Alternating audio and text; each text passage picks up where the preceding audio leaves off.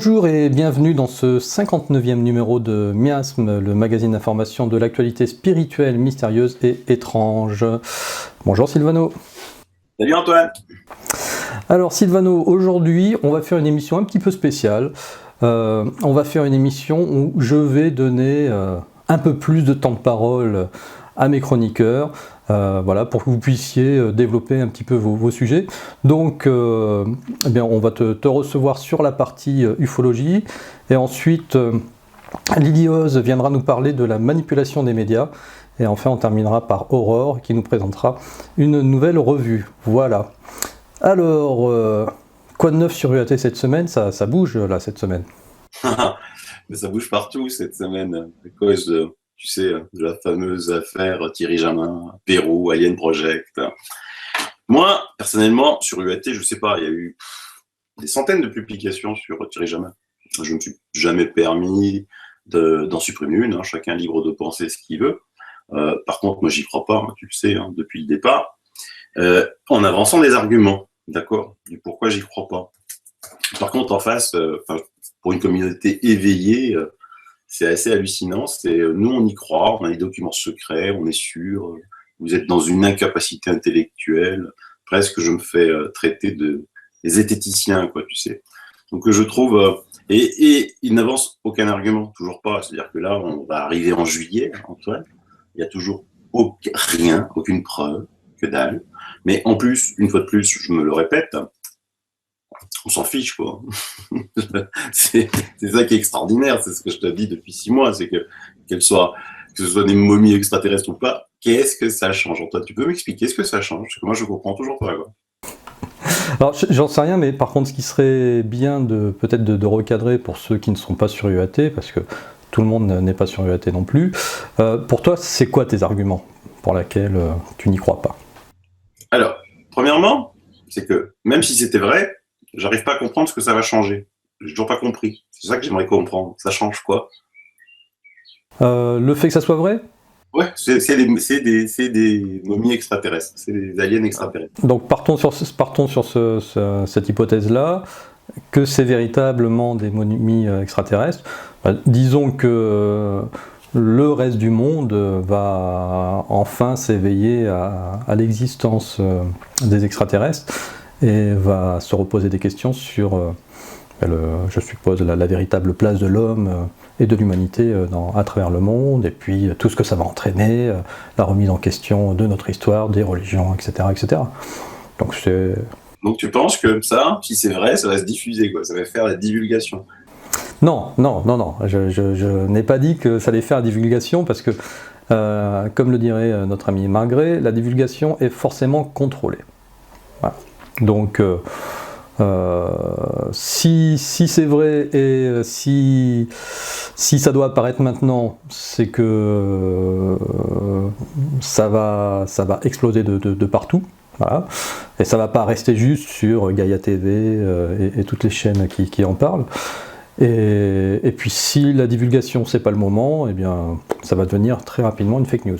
Donc, toutes les recherches extraordinaires. Donc ça serait une recherche extraordinaire. Alors cette recherche extraordinaire, elle intéresse qui en ce moment sur Terre? Elle intéresse 0,01% de la population. En France, il doit y avoir 25 000 personnes, 30 000 personnes maximum au courant de ces recherches-là. Les autres ignorent totalement. Tu fais un micro-sondage dans la rue, tu dis tiens, Oui. un Pérou. Oui, on va dire 30 000, c'est, je pense, un bon nombre, ouais, tout à fait. Voilà. Donc, tu penses que ces 30 000, quand ils vont être convaincus que ces momies soient extraterrestres, ça va entraîner les autres, toi. Tandis que tous les travaux qui ont déjà été faits, que Pietro Lobouf a écrit, qui est un scientifique, lui, un vrai, hein, je veux dire, pas un Indiana Jones, qui prouve que l'augmentation de 30% de la capacité crânienne à partir de l'Homo habilis ne peut être faite que génétiquement, il le démontre dans un énorme livre, qui va être traduit en français. Ça n'a pas fait un bruit dans les médias, quoi. Mauro Buglino, lui, sur l'origine extraterrestre des Elohim, il fait un petit peu plus de bruit, c'est déjà pas mal, mais là aussi, Mauro Buglino, en France, c'est 30 000 personnes qui savent qui il est. Toutes les recherches qui ont été faites sur les implants extraterrestres, et là c'est tous les jours, les implants extraterrestres dans le corps. avec des compositions qu'on ne connaît pas, avec des capacités, des fréquences qui sont le fait qu'ils se mettent ils se protègent d'une couche de myéline dans le corps qui ne fait aucun rejet, que cette couche de myéline est très difficile à enlever, que quand on passe un instrument de mesure, on détecte des basses fréquences de cet appareil, et que quand il sort du corps, ces basses fréquences cessent. Est-ce que ça fait divulgation? Bon. Donc, déjà, pour moi, même si c'est vrai, il n'y aura aucune divulgation. Après, moi, la seule question que je pose, Thierry Jamin, c'est quand même quelqu'un qui est au Pérou depuis 10 ou 15 ans, je ne sais plus exactement. Et il est là-bas depuis longtemps, donc avec quel financement, comment il vit, hein, parce que toi, si tu décides demain de partir 15 ans au Pérou, je pense qu'il va falloir que tu t'assures un petit peu quelque chose. Je ne reviens pas sur le fait qu'il ait des diplômes ou pas en archéologie, je m'en fiche complètement. Mais il a rencontré des Wakeros. Par contre, les Wakeros, eux, tu peux les étudier. Tu vois, tu peux les étudier. Et c'est effectivement des pilleurs de mines, de pilleurs de tombes. Mais par contre, c'est un commerce, quoi. Hein. C'est des gens, ils font ça. Il y a des revendeurs, il y a des alpagueurs, il y a ceux qui cherchent. Ça fait l'économie des Wakeros, c'est assez important. Donc, Thierry Jamin, j'ai pas lu qu'il a hérité, qu'il était riche. Donc, ces Wakeros découvrent des momies aliens. Eux qui ont le sens du commerce vont les donner ou les vendre, mais à un prix minime, à Thierry Jamin, plutôt que d'en tirer une fortune chez des riches mécènes qui sont un tout petit peu toujours tout fous pour pouvoir acheter tout ce qui est un petit peu nouveau. On a déjà étudié que nombre de sites, nombre de sculptures archéologiques sont fausses, qu'il y a un vrai commerce du faux. D'ailleurs, au plus haut sphère de l'État, on est complètement au courant de cela, puisque des musées sont composés en majorité avec de fausses pièces. En ce moment, c'est une grosse crainte, parce qu'on ne sait pas aujourd'hui analyser quelque chose, s'il est vrai ou s'il est faux. Là, on parle de la pierre. Là, on dit que c'est des analyses d'ADN, puisque ce serait organique. Ok. Alors déjà la question, pourquoi les Wakeros vendent ça à Thierry Jamin? Bon, il a un pouvoir de persuasion phénoménal, un sex appeal fantastique, il y arrive. D'accord, il y arrive, et donc il a ça, et il veut faire des analyses, donc il a besoin de sous. Les résultats se font attendre. Certains disent qu'ils ont des documents secrets qui sont sûrs que c'est de la capacité alien. Ça fait à peu près 6 mois qu'on en parle. Après, quand on regarde l'histoire de l'ufologie, tu prends le cas de Roswell, tu prends les cas de Varginha au Brésil, tu prends tous ces cas qui sont quand même bien établis, où il y a eu des centaines et des centaines de livres écrits par des experts qui ont vraiment passé du temps là-dessus. Quand on voit la désinformation comme elle arrive, quand tu vois que tout de suite les services secrets américains, les services secrets de tous les pays du monde arrivent, moi je me pose la question, pourquoi les services secrets péruviens, les Américains sont présents au Pérou, et les Américains laissent faire. C'est-à-dire qu'ils vont attendre gentiment les résultats d'analyse, laisser les Wakeros vendre ça à Thierry Jamin, donner les autorisations de fouilles publiques à Thierry Jamin dans le Pérou, ils vont laisser faire. Ils se donnent un chien de fou sur toutes les affaires pour les stopper, pour que plus personne n'en parle, mais là, on laisse faire. Question, pourquoi? Bah c'est peut-être même la question la plus importante d'ailleurs. Et trouver la réponse à ça, à mon avis, ça dévoilera un grand pan du secret sur la réalité de ces artefacts. Oui, après il y en a, j'entends aussi parler maintenant qu'ils laisseraient divulguer tout ça pour préparer le fameux projet Bluebeam dont on parle depuis aussi un peu la nuit des temps. Le projet Bluebeam, je rappelle ce que c'est faire croire à une invasion extraterrestre pour mettre en place un gouvernement mondial. Personnellement, moi, j'ai jamais cru à cette théorie, je te le dis aussi. J'y crois pas une seconde. On n'a pas besoin de ça pour mettre en place un gouvernement mondial. Et on n'en a surtout pas besoin pour mettre ça en place, si on pouvait le faire, de reliques extraterrestres. Quoi. Il y en a qui commencent à dire oui, mais alors, on va commencer à monter le ton en Syrie, en Iran, au Moyen-Orient, On va faire des frappes et puis après, on va dire que c'est vrai, les trucs du Pérou, là, les momies du Pérou, et les gens vont comprendre que on est d'origine extraterrestre. Et, enfin bref, ça devient un truc fou. De toute façon, les vacances vont arriver, hein, parce que ce que je n'arrive pas à comprendre, c'est l'agressivité que certains ont. Hein. Moi, je prends part, je dis je suis pas d'accord, je suis pas agressif. Hein. J'ai des doutes profonds, mais je vais pas dire que l'autre il est en incapacité intellectuelle de comprendre, pas ouvert d'esprit, comme si moi je pouvais ne pas être ouvert d'esprit. Les vacances arrivent, le mois de juillet arrive, à ce qui paraît, il a décidé de tout divulguer le 10-12, même si j'ai entendu que Gaïa TV avait déjà commencé à parler de cette affaire. La divulgation officielle est prévue le 11 juillet dans un hôtel. Bah voilà, tu vois, il y a très peu à attendre. Hein. Je serai sur la plage en train d'écouter ça tranquillement, avec grand bonheur et grand plaisir, cher Antoine. Ce qui est drôle, c'est que on m'a aussi rapporté que, tu sais, suite à notre émission qu'on avait fait avec Rock, là, présenter le dernier numéro, là, que certains dans des groupes commençaient à dire mais non, il faut pas diffuser cette émission de Miasme TV, toutes ces âneries, quand on parlait surtout avec Rock de Thomas Pesquet. Et ça, c'est bon pour des diffusions sur UAT, quoi. Tu vois. Donc d'un côté, là, je pars, dirige à main, je suis un zététicien, à juste avant, illuminer de l'esprit parce que on a osé encore une fois de plus mettre en doute les photos, la mission de Thomas Pesquet. Quoi. Et tu te rappelles que Rock nous avait parlé qu'il avait eu vu des photos de Thomas Pesquet que quelqu'un avait comparé avec les photos qui sont prises de Google Earth. D'accord ? Donc j'ai retrouvé la vidéo de celui qui a fait ça. Hein. Et c'est absolument stupéfiant. Donc c'est un photographe professionnel qui lui s'est dit tiens, si Thomas il envoie des photos de l'espace, pourquoi moi je pourrais pas prendre de la Terre des photos de l'ISS ? Même si évidemment tu as une problématique, l'ISS va à 28 000 km/h de cadrage et tout ça. Bon, il a quand même réussi à prendre des photos de l'ISS, hein, parce que j'ai jamais remis en doute l'ISS, mais pour moi c'est une vraie coquille vide qui a une fonction qui est tout à fait autre de ce qu'ils nous disent. C'était la photo elle était rikiki quoi, mais quand même je réussis à la voir, la photo est rikiki, tandis que lui il arrive à montrer le vélodrome de Marseille comme ça quoi. Il dit quel type de matériel il utilise. Là c'est son intérêt professionnel qui est venu en jeu. On se dit oh, purée, peut-être qu'il y a des objectifs fantastiques que je ne connais pas. Donc il a fait des recherches, ben non, c'est pas des objectifs fantastiques, c'est lui qui a encore le meilleur matériel que Thomas Pesquet, tu vois. Donc moi, j'avais eu l'idée, tu sais, je t'en ai fait souvent, de comparer les images de Thomas Pesquet avec les images satellites de la météo. Ça correspondait rarement, voire jamais, parce que soit Thomas, il envoyait une photo, c'était magnifiquement bleu, et la météo disait que ce jour-là, il y avait des nuages. On l'a fait plusieurs fois, y compris chez toi en Normandie.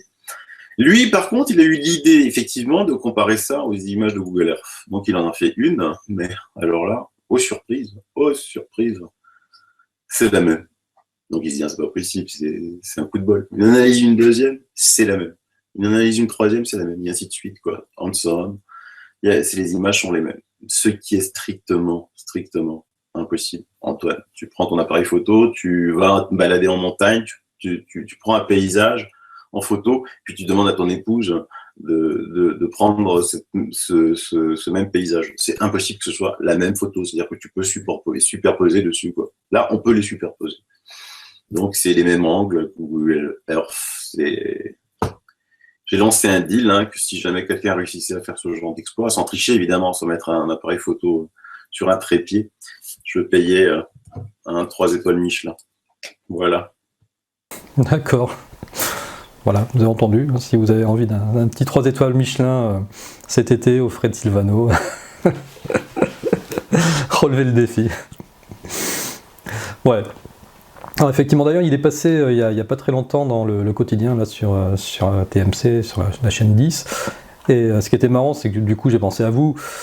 à Marc et à toi, parce qu'à un moment donné, il dit c'est marrant, quand j'étais dans l'ISS, j'ai l'impression que la Terre était virtuelle, et puis maintenant que je suis revenu sur Terre, j'ai l'impression que l'ISS est virtuel, et du coup, je me suis dit, bon, allez, tiens, encore un petit clin d'œil, sûrement. Ah oui, j'ai à pas tout ça. entendu ça. C'est sympa, Ouais. ça. C'était il y a 2 jours. Puis d'un autre côté aussi, quand il est descendu de son vaisseau Soyouz, même s'il était soutenu à gauche et à droite, mais les gens ils portaient pas grand-chose quand même, quand tu regardes la force de traction. Et je me suis fait la même réflexion, je me suis dit, il porte quoi? Ouais, c'était vraiment plus, tu vois, tu vas au mariage, tu amènes... ça, tu guides la mariée, oui, c'est Voilà, pas... c'est ça. D'accord. Donc un mec qui passe 6 mois en apesanteur, d'accord, putain, il tombe sur Terre, il arrive à marcher, lui, cool. C'est des surhommes, je te dis, c'est juste hallucinant, quoi. À mon avis, moi, tu passes 6 mois en antigravité, t'arrives sur Terre, tu t'écroules comme une masse, mais c'est pas croyable. Et puis il faut vraiment, vraiment soutenir, quoi, je pense. Tout à fait. Mais tu vois, tout ça démontre la falsification, on va savoir qui se cache tout ça. Bon, c'est assez énorme quand même. C'est assez énorme. Et puis c'est des sujets bien plus intéressants que les petites momies du Pérou qui excitent la toile. De toute manière, soit il y a falsification, soit il y a effectivement divulgation contrôlée ou maîtrise de l'information. Et donc, quelle que soit l'information que l'on va recevoir, finalement, il y a manipulation de la part des médias. Et d'ailleurs, tout à l'heure, on va en discuter avec Liliose sur ce sujet-là, de la manipulation en général des médias. Et tu verras, à un moment donné, tu te dis que tu peux vraiment ne croire en rien du tout, parce qu'elle est à tous les niveaux, mais vraiment à tous les niveaux. Alors, sinon, est-ce que tu avais un autre sujet? Bien sûr, présenter 2 personnes assez sympathiques et exceptionnelles. Une, c'est notre ami Émeric Blanc. J'ai fait une émission avec lui sur les codes de sonore. Donc en fait, Nikola Tesla, qu'on adore dans l'UET, disait, si vous voulez trouver les secrets de l'univers, pensez en termes de fréquence, d'énergie et de vibration. Tu vois, on a étudié plusieurs sujets dans ce domaine et on voit effectivement pour la majorité d'entre nous, toi, moi, Antoine, uniquement en 3D, et on s'en porte pas plus mal. Mais ceux qui nous suivent régulièrement savent que nous sommes dans un multivers. On en reparlera des multivers puisque les physiciens quantiques ont fait une découverte assez extraordinaire. Et eux savent aussi qu'on est dans de multiples dimensions. Et donc, j'ai découvert Émeric Blanc à travers son épouse, Amel, et donc il m'a fait découvrir son site quantum.org. Et dessus, j'ai acheté les codes sonores qui te remettent en place l'Atlas. Donc j'ai découvert l'Atlas, j'étais ignorant de ça, je ne savais pas. Donc l'Atlas, pour ceux qui ne savent pas, c'est un os comme ça, circulaire, sur laquelle notre crâne est posé sur la colonne vertébrale. Et cet Atlas serait déplacé chez tous les mammifères, sauf les cochons et les dauphins. Et ça provoque pas mal de choses en nous, maux de tête, migraine, mal de dos, et ainsi de suite, les maux qu'on appelle du 21e siècle. Et ces codes, je les ai écoutés. Alors, chaque fois, c'est très bien fait, puisque tu as code 1, puis c'est la remise en place de la découverte, ensuite c'est la remise en place de l'Atlas, et ensuite il y a plein de trucs, tu vois. Et notamment, par exemple, toutes les mémoires négatives que tu as quand tu étais petit, tu t'es fait gronder, ça t'a marqué, quand tu as échoué un examen, ça t'a marqué. C'est des codes qui extériorisent, qui enlèvent toutes ces mémoires négatives, quoi. Et puis ça marche parce que quand tu le fais, tu chiales, quoi. Tu sais pas pourquoi tu pleures, mais tu pleures. Donc tu sens qu'il y a quelque chose qui se passe alors que tu penses à rien, c'est juste avec des sons, quoi, des sons quand même assez forts, qu'on n'a pas l'habitude d'entendre. Et c'est juste exceptionnel. Et quand on voit la page de témoignages de tout ce que ça soigne chez les gens qui disent qu'il y avait des scolioses et 3 ans plus tard, non plus de scoliose, c'est Nikola Tesla avait raison et Émeric Blanc l'a mis en musique, quoi. C'est juste fantastique. Tu sais que moi, j'ai une petite théorie entre, on va dire, la musique, les sons et la programmation de l'ADN. Tu sais que notre ADN, finalement, c'est juste un programme informatique qui permet de tout définir, de la longueur de notre cheveu à notre caractère et aussi le stockage de notre mémoire. Et il se pourrait bien que finalement cette programmation de l'ADN, était faite, réalisée à travers le son. Donc ce ne serait pas étonnant qu'on arrive à soigner, tel que le fait Emmerich, à travers une certaine sonorité. C'est vrai ce que tu dis, mais d'un autre côté, on pourrait aussi faire dire que si on est dans un multivers, on est quasiment sûr, hein, on est dans un multivers. Parce que je te rappelle que, par exemple, la théorie des cordes, hein, il y en a plusieurs, des théories sur le nombre de dimensions de notre univers. La théorie des cordes prévoit un univers à 11 dimensions, d'accord? Donc, un truc fantastique, c'est que le 12 juin, dans la revue Nature, la plus grande revue scientifique au monde, des neuroscientifiques ont publié quelque chose d'étonnant qui m'a fait tilt, moi, par rapport à la physique quantique, et qui pourrait complètement bouleverser notre connaissance du cerveau. Ils disent qu'il a une structure bien plus complexe qu'ils ont observé jusqu'à maintenant et ce qu'on pensait. Hein. Ils disent, nous avons découvert un monde dont nous ne soupçonnions pas l'existence. C'est merveille, le neuroscientifique Henry Markram, dont vous pouvez trouver toute l'étude, en anglais, hein, excusez-nous, du Blue Brain Project sur le site du même nom. Et donc, il dit que le cerveau aurait 11 dimensions. Tu te rends compte? Il était rempli de structures géométriques multidimensionnelles dont certaines opèrent sur 11 dimensions. Donc ici, on a un cerveau qui opère sur 11 dimensions, qu'on a une théorie des cordes quantiques qui pense que nous sommes dans un multivers à 11 dimensions. On se dit, on a un cerveau capable de gérer les 11 dimensions. Alors pourquoi on ne les gère pas? Et là, on se dit, est-ce que on ne serait pas des êtres exceptionnels qu'on a réduits à 3 dimensions en trafiquant l'ADN pour que on ne devienne pas, je sais pas, moi alors là, Oui, mais ça c'est la théorie des esclaves, hein. C'est-à-dire que si tu reprends des écrits d'Anton Parks qui expliquent que finalement les Anunnaki avaient besoin de main-d'œuvre pour pouvoir faire leurs bas travaux, et donc ils ont trafiqué l'humanité qui était préexistante sur Terre avec un petit peu de leur génétique à eux, leur gène à eux, pour pouvoir leur donner la capacité de pouvoir utiliser des outils, etc. Mais ils l'ont limité de façon à ce qu'ils n'arrivent pas au même niveau qu'eux.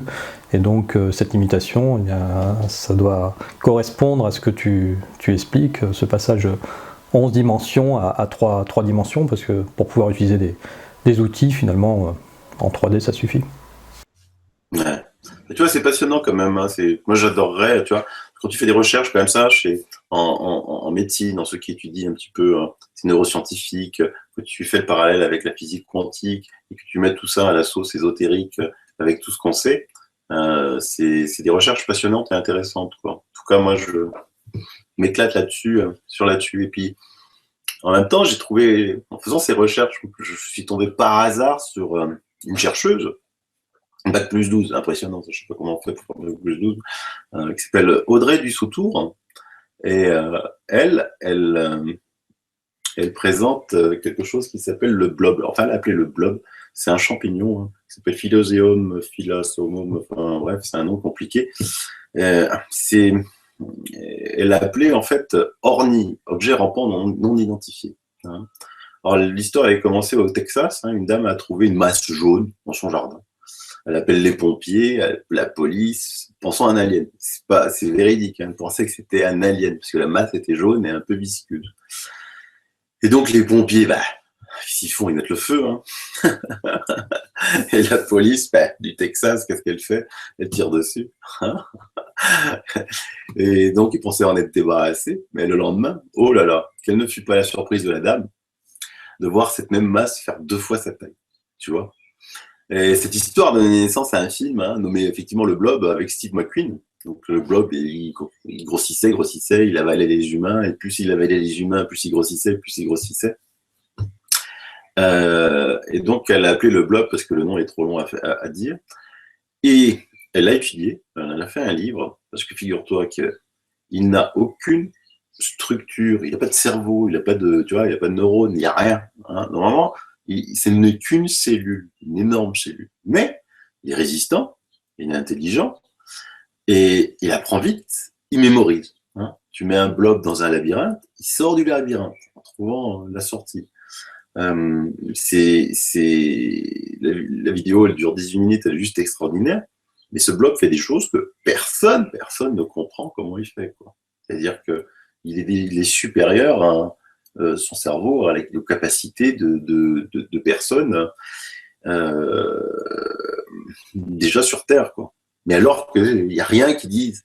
Alors ça, tu vois, ça me fait penser à, hop, je reviens, Philippe Guillemot, parce que j'ai aussi vu ton émission fantastique avec Elisabeth Tecalini et Philippe Guillemot, qui pense, lui, que la conscience, tu vois, elle peut pas être dans le cerveau.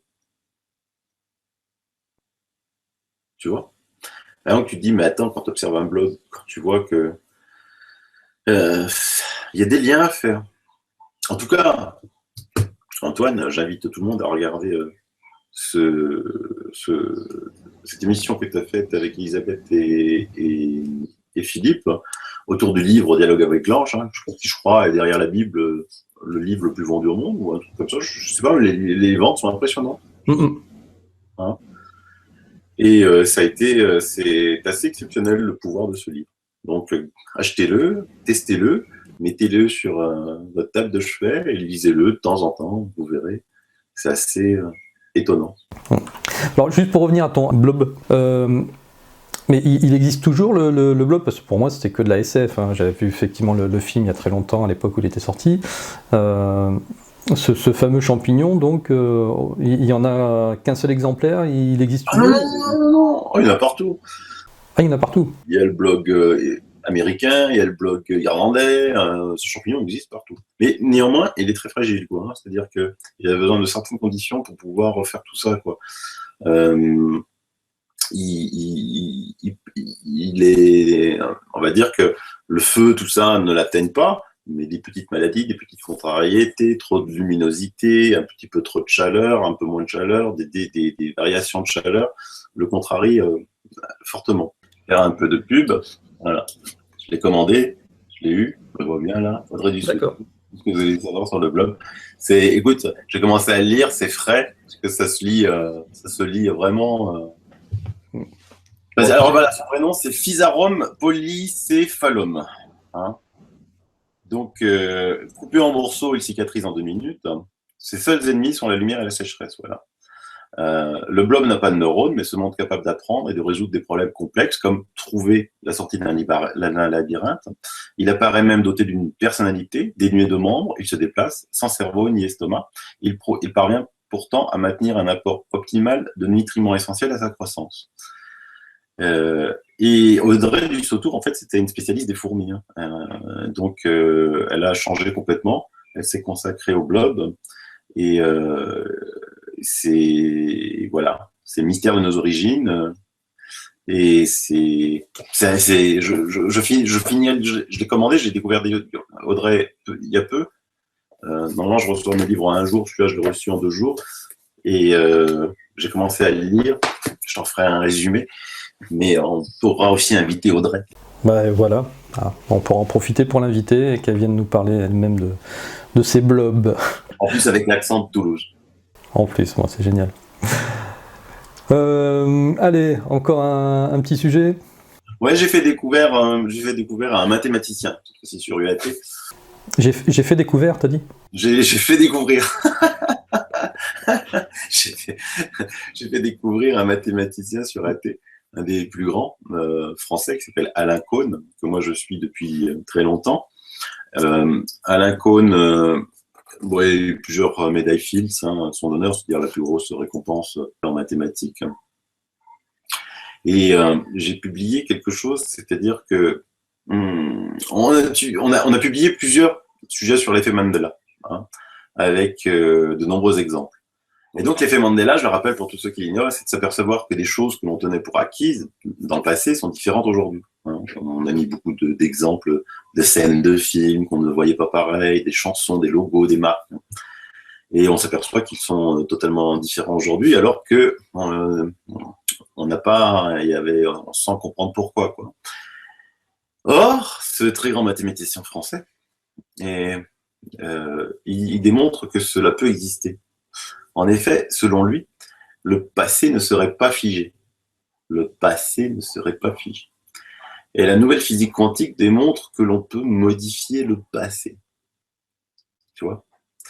Et il explique comment on modifie le passé dans une toute petite vidéo qui fait 4 minutes, parce que c'est un extrait d'une grande interview qu'il avait faite, mais qui dure 2 heures et qui peut assommer tout son monde, parce que Alain Cohen n'a pas juste pas la capacité d'expliquer aisément les choses, comme par exemple un Carlo Rovelli ou un autre. Il a dépassé le fait de vouloir faire de la pédagogie, quoi. Donc tu vois, on peut modifier le passé, mon Antoine. Alors ça peut être des petites choses, hein. On dit souvent que pour modifier des petites choses, ça demande très peu d'énergie. Pour modifier des grandes choses, ça demande beaucoup d'énergie. Et va savoir si ceux qui jouent avec nous, on en discute souvent avec Rock, ne modifient pas ça et nous donnent des clins d'œil, hein, avec le lapin blanc. Si tu avais la capacité, toi, de modifier ton passé, tu as envie de faire des clins d'œil à Rock, ben tu lui mettrais des lapins blancs partout, non ? Oui, non, c'est sûr. Alors, mais effectivement, de toute manière, ça, c'est l'un des concepts des plus difficiles à comprendre, à accepter, sur lesquels réfléchir, le fait qu'on puisse changer le passé, sachant qu'il y a une linéarité de la ligne du temps. Comment est-ce qu'en modifiant le passé, voilà, c'est super compliqué. Il t'explique que le temps n'existe pas. Tu sais, c'est moins difficile à comprendre que, par exemple, dans ton interview avec Philippe Guillemot, qui disait que pour lui, l'ange, c'est des parties de son subconscient futur. T'imagines ? Ton subconscient. Nos guides pourraient être nous, dans le futur. Mais plusieurs nous. Donc on pourrait avoir plusieurs guides, plusieurs nous. Donc s'il y a plusieurs nous, pourquoi pas essayer d'aller modifier le passé aussi ?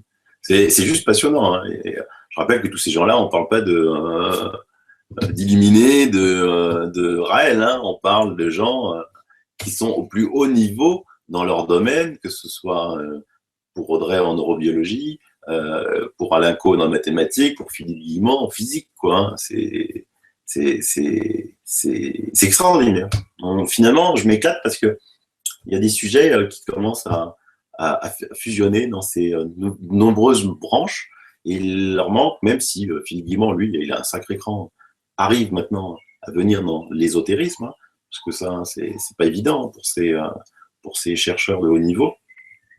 Et lui, pour ça, il a tout mon respect, un grand bravo. C'est passionnant de voir ces recherches qui se font actuellement, tu vois. Et ça m'intéresse bien plus que des momies au Pérou.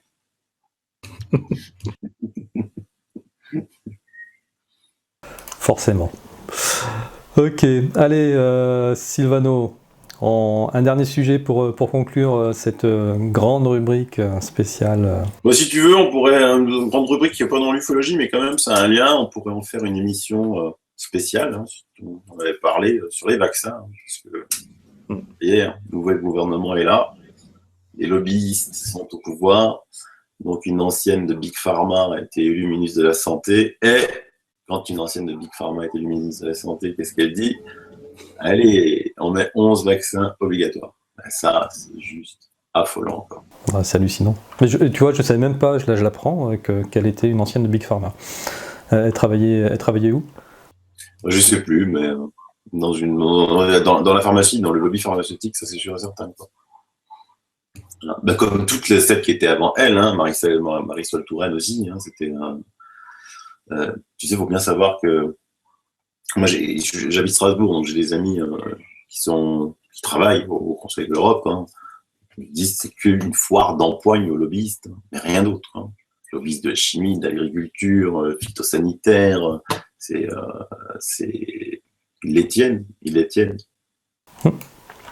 Et déjà que effectivement les 3 vaccins obligatoires, quand on pouvait les avoir uniquement par 3, je crois que le coût a été de une trentaine d'euros. Depuis quelques années, ils te forcent à en avoir 5. Je ne sais plus le nom, tu vas pouvoir me le dire. Hexavalent. Voilà. Donc c'est 110 euros, 120 euros à peu près. Donc j'imagine combien vont coûter les 11 doses obligatoires.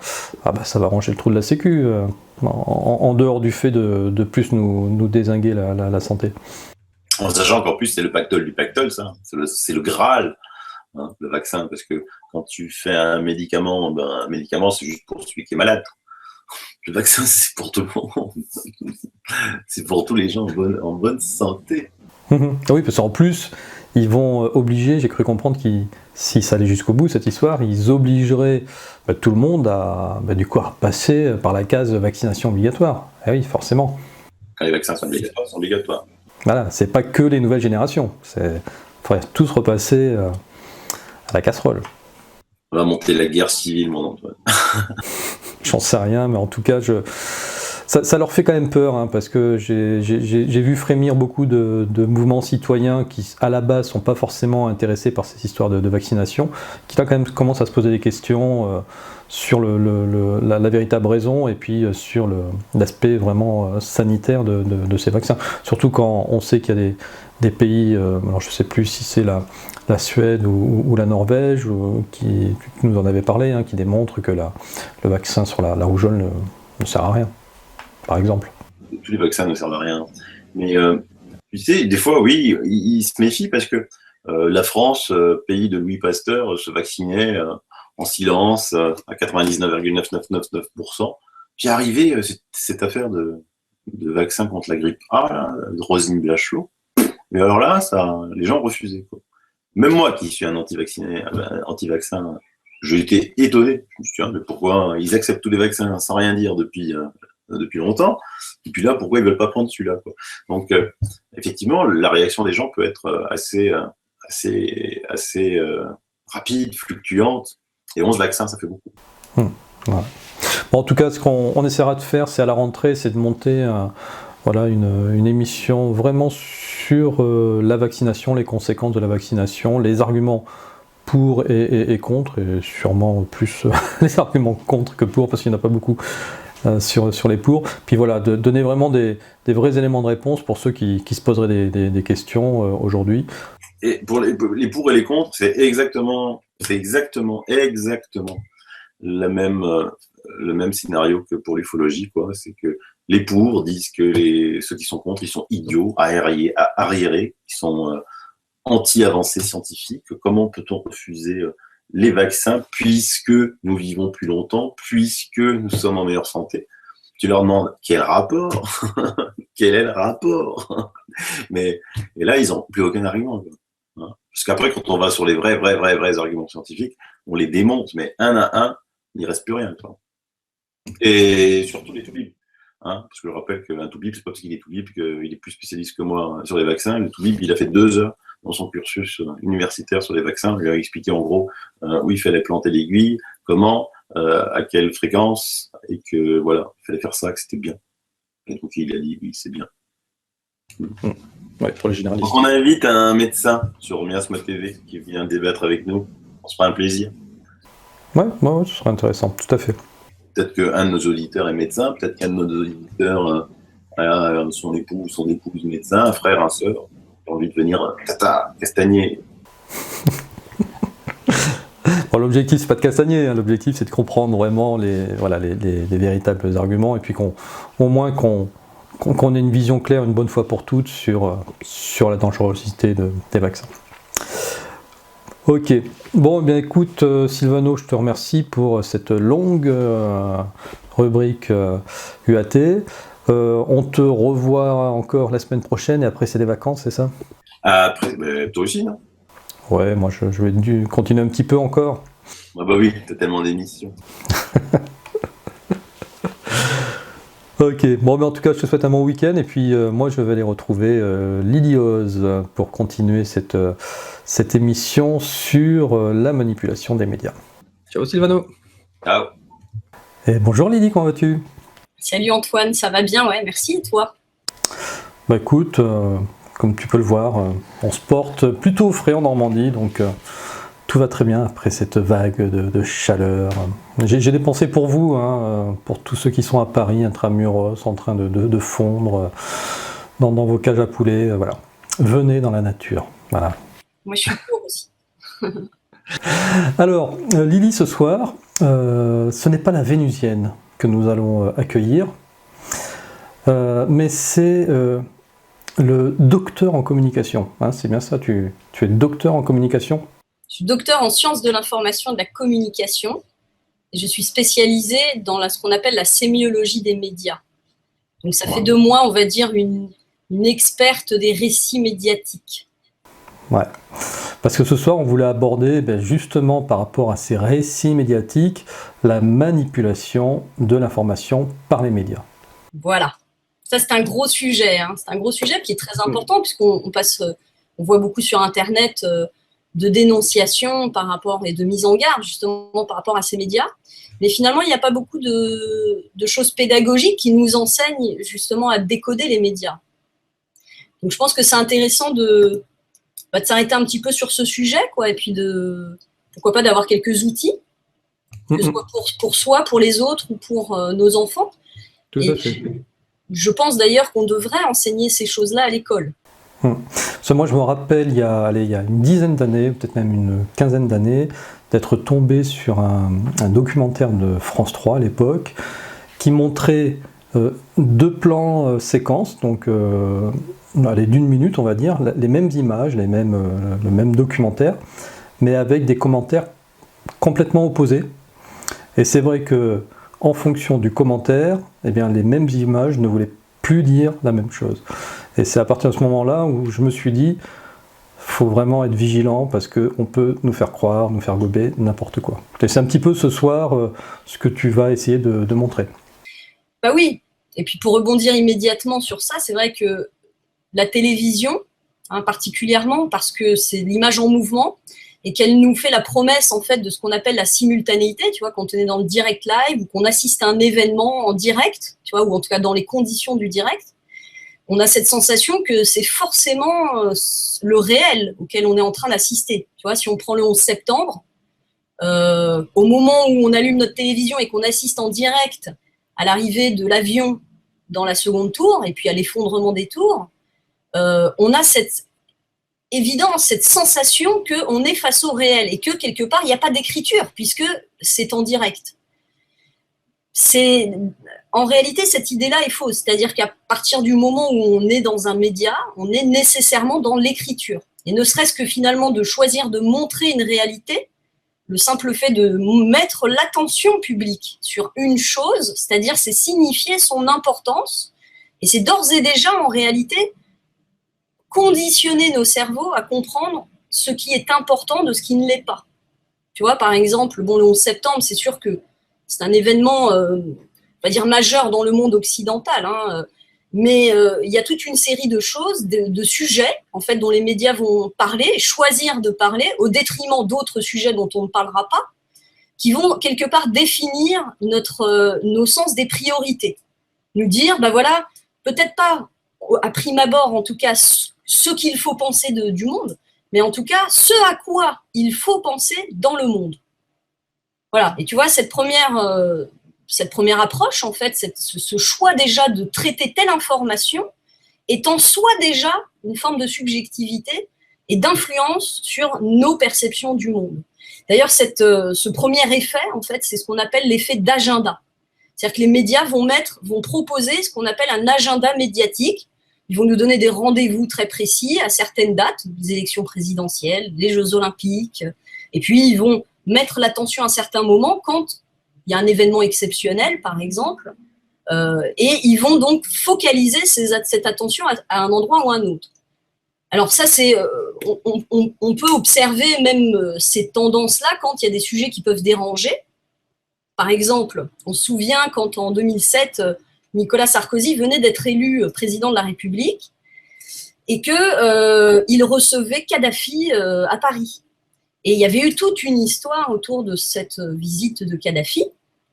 Et comme on voyait bien que ça créait de la mauvaise presse en fait pour Nicolas Sarkozy, que ça commençait à questionner la France les citoyens par rapport au fait que la France vendait des armes, eh bien, on observe que c'est à ce moment-là qu'on a fait, comme on pourrait dire dans la vie politique, un contre-feu et qu'on a fait émerger Carla Bruni d'un chapeau. Pouf!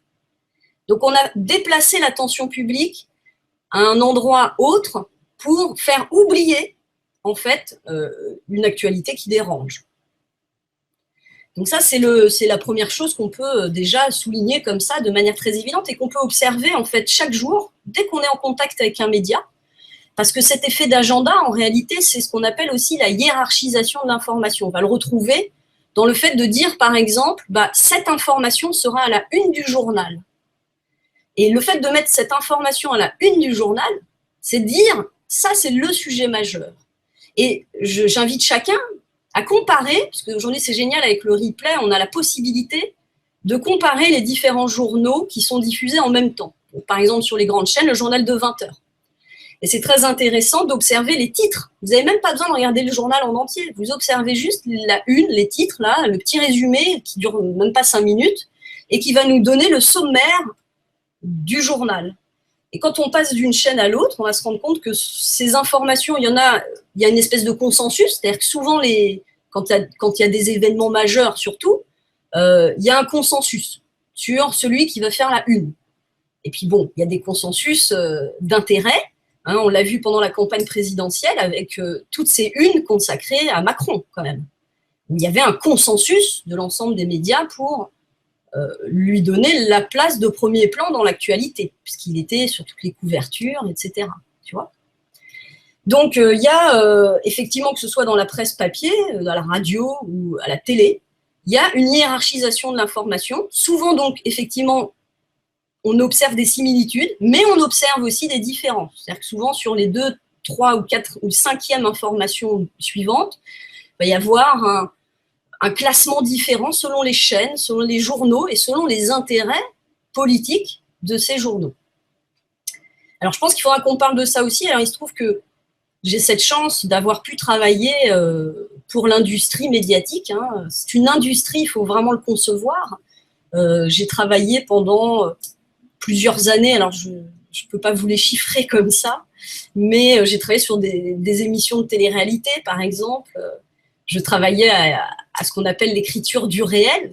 Hein, comment est-ce qu'on construit justement des récits à partir du vide, hein, parce qu'on se rend bien compte quand on regarde ces programmes de télé-réalité comme Love Story et Secret Story, etc., qu'on va raconter des choses à partir quand même de rien, tu vois.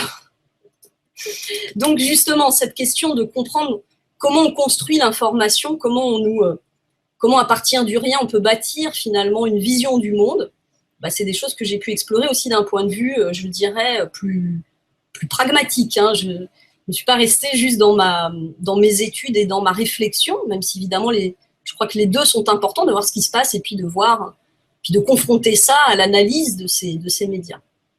Oui, d'ailleurs, cette notion d'agenda, ça m'a fait penser à un fait divers qu'il y avait eu l'été 2003, où justement il ne devait rien avoir dans l'agenda des médias à ce moment-là. Il ne devait rien se passer parce que lorsque Bertrand Cantat a eu son malheureux geste qui a conduit au décès de Marie Trintignant, il y a eu une sorte de meute médiatique sur cet événement-là, qui en temps normal aurait duré 2 jours, et puis là qui a duré, c'était vraiment ce qu'on appelle le feuilleton de l'été. Alors c'est très intéressant cette notion de feuilleton. Les analystes qui étudient les récits médiatiques ont observé qu'en réalité on a des vagues de 3 semaines sur des informations qui sont porteuses médiatiquement. Il va y avoir plusieurs phases de récit. Tu vois, par exemple, l'affaire de Bertrand Cantat, tu vas avoir effectivement l'annonce de l'événement lui-même. Puis ensuite, tu vas avoir les suites avec l'enquête, avec l'interview des différents protagonistes, les réactions de chacun, les réactions des hommes politiques. D'ailleurs, pourquoi à ce moment-là on retrouve les hommes politiques ? Parce qu'il y a un feuilleton médiatique qui fait l'actualité. L'objectif d'un média, c'est évidemment de faire l'audience. Hein, on comprendra que évidemment un média est financé par les annonceurs. C'est même dans le cadre finalement de la télé publique. Hein, c'est-à-dire que c'est ceux qui diffusent de la publicité qui vont ramener de l'argent au programme, à la chaîne, pardon. Et d'ailleurs, il y a cette phrase très connue de Patrick Lelay, qui est l'ancien directeur des programmes de TF1, qui disait finalement que son travail, c'était de vendre du temps de cerveau disponible. Donc en réalité, un média, son but, c'est de vendre de l'espace publicitaire. Et pour vendre de l'espace publicitaire, il va devoir créer des contenus qui vont attirer l'audience. Donc en réalité, on a commencé d'ailleurs à faire de la télévision. Au départ, les programmes étaient financés par les marchands de lessive. C'est pour ça qu'on a parlé, tu viens de dire le feuilleton de l'été, en fait au départ de la télévision, il y avait les soap opéras. Soap pour savon, parce que c'était Procter & Gamble et les grands marchands de lessive, en fait les grands industriels, qui finançaient ces productions. Tout simplement pour attirer les gens. On a créé des contenus créatifs pour vendre de la publicité. Tu comprends? C'est pour diffuser de la publicité, pour attirer les gens, pour capter notre attention. Donc, ces feuilletons, effectivement, quand un média sent qu'il y a là quelque chose de porteur, on est forcément déjà, il y a une star, enfin, il y a deux stars, il y a une histoire d'amour, il y a la mort, il y a la dynastie de ces personnages qui va être nécessairement un récit très porteur pour les médias, et donc tout le monde va s'engouffrer dedans, puisqu'ils ont tous le même objectif, qui est celui, encore une fois, de capter notre attention. Et les hommes politiques vont faire ce qu'on appelle la fameuse récupération. Un événement médiatique marche bien, et donc j'en profite pour trouver, moi, en tant qu'homme politique, un espace de visibilité au sein de cette actualité. Alors, justement, c'est intéressant de revenir sur la notion d'agenda, parce que les hommes politiques ont également un agenda. C'est ce qu'on appelle l'agenda politique. Eux, ils ont des objectifs de communication et ils vont essayer, eux, d'amener en vérité leurs problématiques, leurs sujets d'intérêt. On est bien d'accord qu'il est dans l'intérêt du Front National de parler d'immigration, de parler des problèmes qu'il y a avec les migrants, de parler des relations tumultueuses avec le Moyen-Orient, tu vois. Et il est d'intérêt, par contre, pour les écolos de parler des problèmes écologistes. Donc, en réalité, on va se trouver dans ce qu'on appelle un conflit, tu vois, des interprétations, c'est-à-dire que tous les acteurs qui viennent dans les médias essayent de nous convaincre de leur vision du monde. Et chacun essaie de ramener le sujet de l'actualité à son sujet. Alors, quand le sujet de l'actualité ne coïncide naturellement pas avec l'agenda de tel politique ou de tel média, est-ce que ce serait faire un raccourci de se dire que certains seraient tentés justement de créer l'actualité de façon à ce que l'actualité coïncide avec leur agenda? Alors là, c'est compliqué parce que c'est une question qui suppose quand même de faire un peu un procès d'intention. C'est-à-dire que, est-ce que on peut dire que telle personne, parce que je crois entendre la question qui pointe derrière ta question, est-ce qu'on irait jusqu'à, par exemple, faire une agression contre un juif, par exemple, pour favoriser la haine envers l'islam, par exemple? Par exemple, est-ce qu'on irait jusqu'à faire des attaques sous faux drapeau? Tu sais, c'est une expression qu'on emploie assez couramment, justement pour justifier l'agenda de certains politiques, voire de certains pays. Ça peut être à un niveau national, voire... Alors, la question, là, dépasse mon champ de compétences, parce que je ne suis pas dans la petite intelligentsia, dans l'élite dirigeante qui va décider ou non de ce qu'on va faire des événements, tu vois. Je ne fais pas partie de la mafia, donc je ne peux pas te répondre sur ça. Et je pense que, à part les gens qui ont eux-mêmes été dans ces groupuscules, on peut faire que des suppositions, mais ça ne restera que des suppositions. Ce qui est sûr, c'est que les médias ont des outils qui sont suffisants. Tu n'as pas forcément besoin, d'ailleurs on le sait, le Front National et d'autres partis. Par exemple, on sait qu'à l'époque de Mitterrand, il y a eu une stratégie volontaire pour faire monter le Front National afin d'éradiquer l'opposition de droite, quoi, tu vois, parce qu'on savait que ça allait grignoter l'électorat de droite. Donc on a fait en sorte de favoriser cette montée du Front National. Et pour ce faire, on a effectivement, avec un faux porte-drapeau, on a pu diffuser dans des boîtes aux lettres des tracts soi-disant islamistes, mais qui n'émanaient pas en réalité des islamistes. Tu vois ? Donc oui, on sait que ça, c'est des pratiques qui existent, qui ont été dénoncées. On sait que le champ politique ne lésine sur rien en ce qu'il s'agit de communication et d'influence. Mais les outils, encore une fois, qu'on a à disposition, là, aujourd'hui, sont suffisamment puissant pour nous conduire en fait assez facilement là où les médias ou les hommes politiques souhaitent nous conduire. Et je parle d'un exemple très simple sur la vie politique, par exemple, de ces conditionnements qu'on intègre. On voit bien que les hommes politiques, quand on analyse 3 secondes les débats, en fait, il n'y a pas de débat. Il n'y a jamais de débat sur le fond. Il y a toujours des attaques qui sont faites sur la posture. Donc, par exemple, on voit bien en ce moment comment on est en train, par exemple, d'assimiler Mélenchon à Marine Le Pen. Tu vois, on est en train de repositionner le mot extrémiste, tu vois, pour l'amalgamer, pour le discréditer. Donc, on est dans des guerres politiciennes. C'est-à-dire que c'est les hommes politiques qui créent ça. Parce que c'est plus facile de discréditer le discours, une personne, de discréditer sa posture. Exemple, le débat Macron-Le Pen. Macron qui dit « Oui, mais vous êtes Marine Le Pen, la fille de Jean-Marie Le Pen, le diable en personne. Vous êtes finalement une entrave à la démocratie. Donc, on va dynamiter sa légitimité, tu vois, plutôt que de parler des idées politiques. » Et elle a la même stratégie. Oui, mais vous, monsieur Macron, vous êtes le digne héritier de François Hollande et vous êtes aussi le mandataire du CAC 40. Donc, comme ça, on discrédite les postures, tu vois, c'est plus facile que d'avoir un débat véritable. Et observons que nous-mêmes, qui sommes influencés, imprégnés par ces stratégies, eh ben, on fait la même chose. C'est-à-dire qu'il suffit que, quelque part, on entende quelqu'un nous dire un argument ou qu'il se réclame de quelqu'un pour que il soit plus crédible à nos yeux.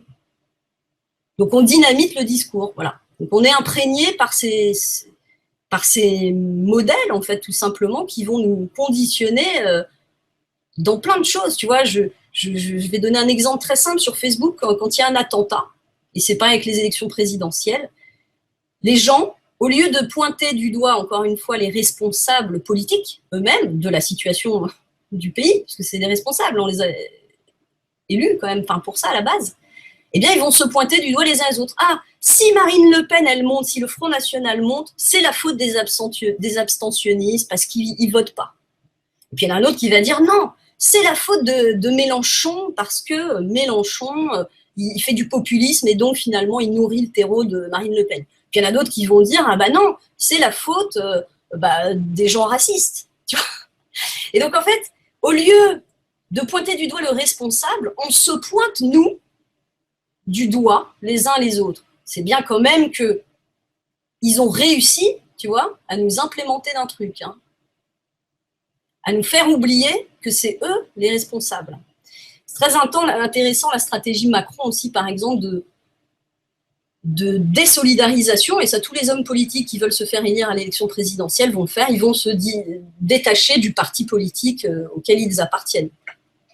Tu vois, pour dire, non, mais moi, je ne suis pas l'offre politique que tu as déjà eue, je suis une autre personne. Tu vois, ils te font oublier qu'ils appartiennent à un parti et qu'en fait, c'est les mêmes mecs, tu vois, seulement ils ont changé le bonhomme. Donc, cette manipulation, on est tellement habitué que maintenant, on n'y est plus sensible, on est moins crédule à ce genre de procédé, on va dire. Oui, et puis d'autant plus qu'il y a une surestimation qui est faite. Alors ça, c'est pareil, c'est des études sociologiques qui ont été faites sur les gens pour étudier leur rapport aux médias. Est-ce qu'ils pensent qu'un média est dangereux, manipulateur, etc. Et on se rend compte que souvent les gens surestiment le pouvoir d'influence des médias et sous-estiment en fait la capacité de résistance des gens. Donc ça, c'est une chose qui est très importante de dire parce qu'il faut arrêter de penser ou de faire, en tout cas, ce qu'on appelle la présomption de crétinisme. C'est-à-dire que l'autre, il est débile, il n'a rien compris, il est influent, il est influencé, il est crédule. C'est pas vrai.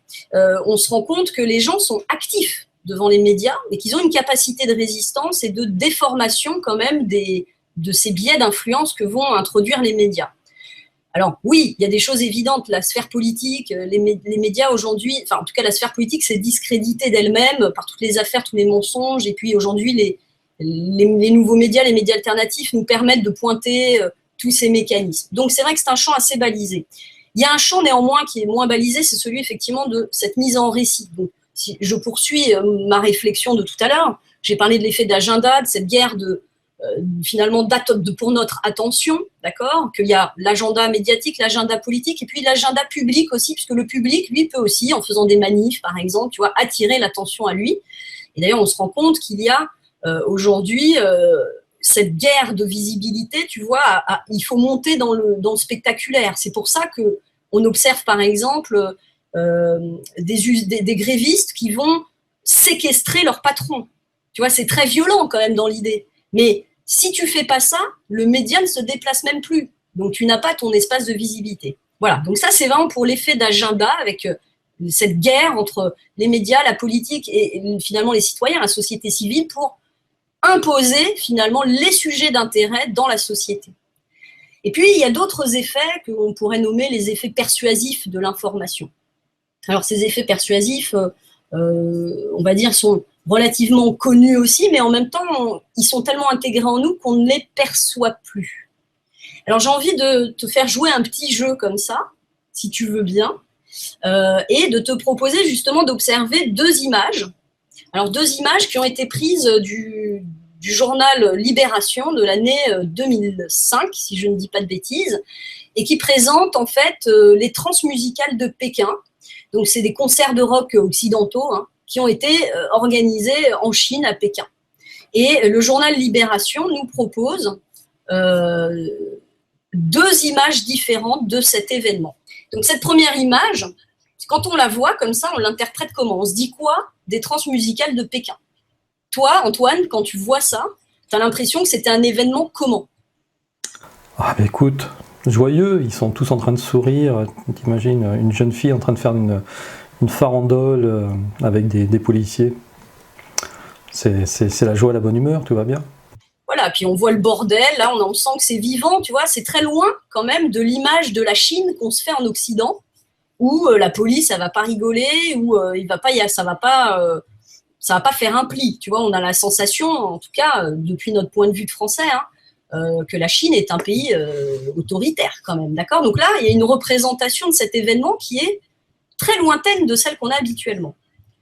Et puis, alors, il faut maintenant la comparer avec la deuxième image, voilà, qui est présentée ici. Et c'est le même événement, le même jour, mais avant. Enfin, avant, pendant le concert. Alors, quand on voit cette image, comment on ressent les transmusicales de Pékin? Très encadré. Très encadré, tu vois, il n'y a pas un seul détritus au sol. Les mecs, ils sont sérieux, ils ne bougent pas. On n'a pas l'impression que c'est très fun comme concert. Hein. C'est ça, on n'a pas envie de moufter là. Alors, c'est un peu le jour et la nuit, comme on dit. Et ce qui est intéressant, et pourquoi je vous montre ces deux images... Bah, ils ont peut-être picolé entre les deux, non? Alors, je vais expliquer le sens des deux images. D'accord? Parce que Libération, qui, quand même, dans cet acte d'honnêteté, va présenter ces deux images et va nous expliquer quelle est la légende sous les deux photos. Alors, la première photo, donc, qui est celle de, j'ai envie de dire, la nuit, hein, où on voit donc cette jeune femme faire ce qu'on a l'impression d'être une farandole. Libération nous précise qu'il ne s'agit pas d'une farandole, mais que c'est un cordon de sécurité qui est organisé par la police avec l'aide des manifestants pour canaliser la foule à la sortie de l'événement. Mais on voit bien que ça se passe quand même dans la joie, puisqu'ils sourient, etc. Mais ce n'est pas une farandole. Donc les images, déjà, sont trompeuses en ce qu'elles racontent, puisque si on n'a pas la légende, ben on a l'impression que ouais, la police, elle est venue faire la fête avec les manifestants quand même. Hein. La deuxième image, et la légende nous précise que les policiers sont à très grande distance des manifestants, qu'ils encadrent l'événement, mais de manière très discrète, et que certains d'entre eux se laissent aller au rythme de la musique, dodelinent de la tête, tapent du pied, et que donc finalement, ils sont moins rigides, moins oppressants que ce que la photo nous propose de penser. Donc, deux choses à noter dans cette image qui va nous faire comprendre ce que c'est que justement cette premier effet de persuasion. Une image, elle a plusieurs significations. Donc, il va falloir réduire les possibilités d'interprétation de l'image, et pour ça, on va associer le texte et l'image. On va mettre des gros titres, on va mettre une légende, ce qu'on appelle l'ancrage. Tu vois, ça va ancrer l'image dans une signification à laquelle tu ne pourras pas échapper. Parce que là, toi, tu n'es pas là. La photo, tout ce qu'elle te montre, c'est un instant T. Et donc, ce que tu vois est conditionné quand même par ce que le journaliste va t'en dire. Et la deuxième chose, qui est d'autant beaucoup plus importante encore que la légende et cette association image-texte qui va construire le sens, c'est la notion d'angle. Un journaliste, quand il va traiter un événement, il choisit ce qu'il va dire à l'avance sur cet événement. Est-ce que le patron, le rédacteur en chef de Libération, au moment où il envoie son journaliste, il lui dit « Il faudrait que tu montres que la Chine s'ouvre à l'Occident et qu'aujourd'hui, le monde change. » Donc, le journaliste, partant dans cet angle-là, va tenter de trouver l'image qui va résumer cette idée le plus fortement. Il sera donc plus légitimement amené à publier pour son article la photo avec la farandole. Parce que c'est dans ce sens-là qu'elle va. On imagine bien que sur un même article, en fait, il n'y a souvent qu'une seule photo d'illustration. Donc, moi, je suis journaliste, je choisis laquelle pour te dire ce qu'étaient les transmusicales de Pékin. Voilà, donc ce choix de l'angle, en fait, c'est le regard, l'angle, c'est vraiment, imagine, la réalité est une sphère, l'angle, c'est le point de vue qui va se poser sur cette sphère qui ne va n'en éclairer qu'une partie. Donc, c'est mon point de vue purement subjectif, c'est mon regard à moi sur cet événement que je vais livrer à l'autre et que je vais tenter de lui communiquer comme étant la seule vérité du monde. C'est un peu souvent ça qui se passe dans un média. Donc voilà, premier effet persuasif, tu vois. Bien sûr, mais là, du coup, il y a quand même une action volontaire de la part du média en question de faire passer tel ou tel message. Et donc, au final, qui décide de faire passer le premier message ou le second, et à qui profite le crime, on va dire? Très bonne question. Alors, c'est intéressant d'observer, alors ça c'est ma pratique qui va parler. Évidemment, il est inutile, j'ai envie de dire, de redire quand même les collusions qui existent entre les médias et les groupes industriels, mais enfin, ils sont réels. Néanmoins, la pression est rarement explicite. Et il est rare, même si ça arrive, on en a des cas, il y en a eu encore un il n'y a pas très longtemps, que la sphère politique elle-même, par exemple, intervienne directement auprès des diffuseurs. Mais en général, ça ne se passe pas comme ça. Tu ne reçois jamais une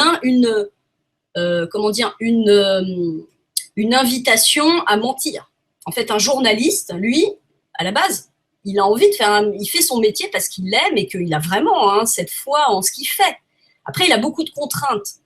La première contrainte, c'est qu'il fait partie d'un média qui a lui-même une identité, une ligne éditoriale. Quand tu regardes TF1, tu vois bien que c'est pas la même identité de chaîne, qu'il n'y a pas les mêmes types de propos que Arte. Il y a une grande marge, tu vois. Donc, il va s'adapter déjà à l'identité de la chaîne.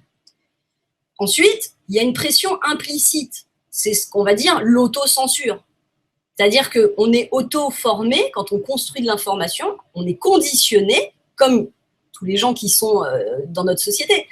Les gens savent très bien ce qui est politiquement correct et ce qui ne l'est pas.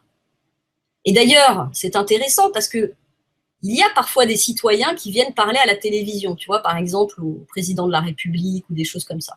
Et souvent, ils sont, quand ils sont pas en présence de tout le dispositif médiatique, ça va être les premiers à l'heure. Ils vont être très forts, ils vont avoir une bonne répartie, ils vont avoir plein d'arguments. Mais retrouvez-vous devant des caméras, avec une audience, avec un public, avec la pression que vous subissez, vous allez voir que vous ne direz pas la même chose naturellement. En fait, spontanément, on s'auto-censure.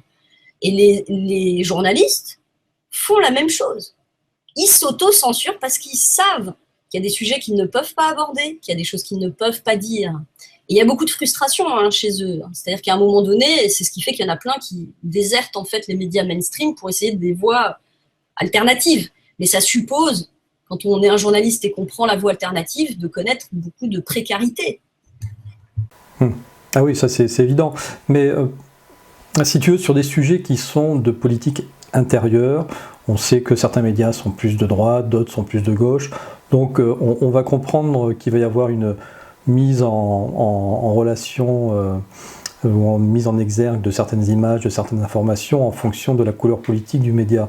Mais quand là on est sur tu vois, de l'information internationale, qu'est-ce qui va faire que le média va décider de passer plutôt tel message ou plutôt tel autre, sachant que l'impact est pas du tout le même. Moi j'ai un autre exemple là-dessus.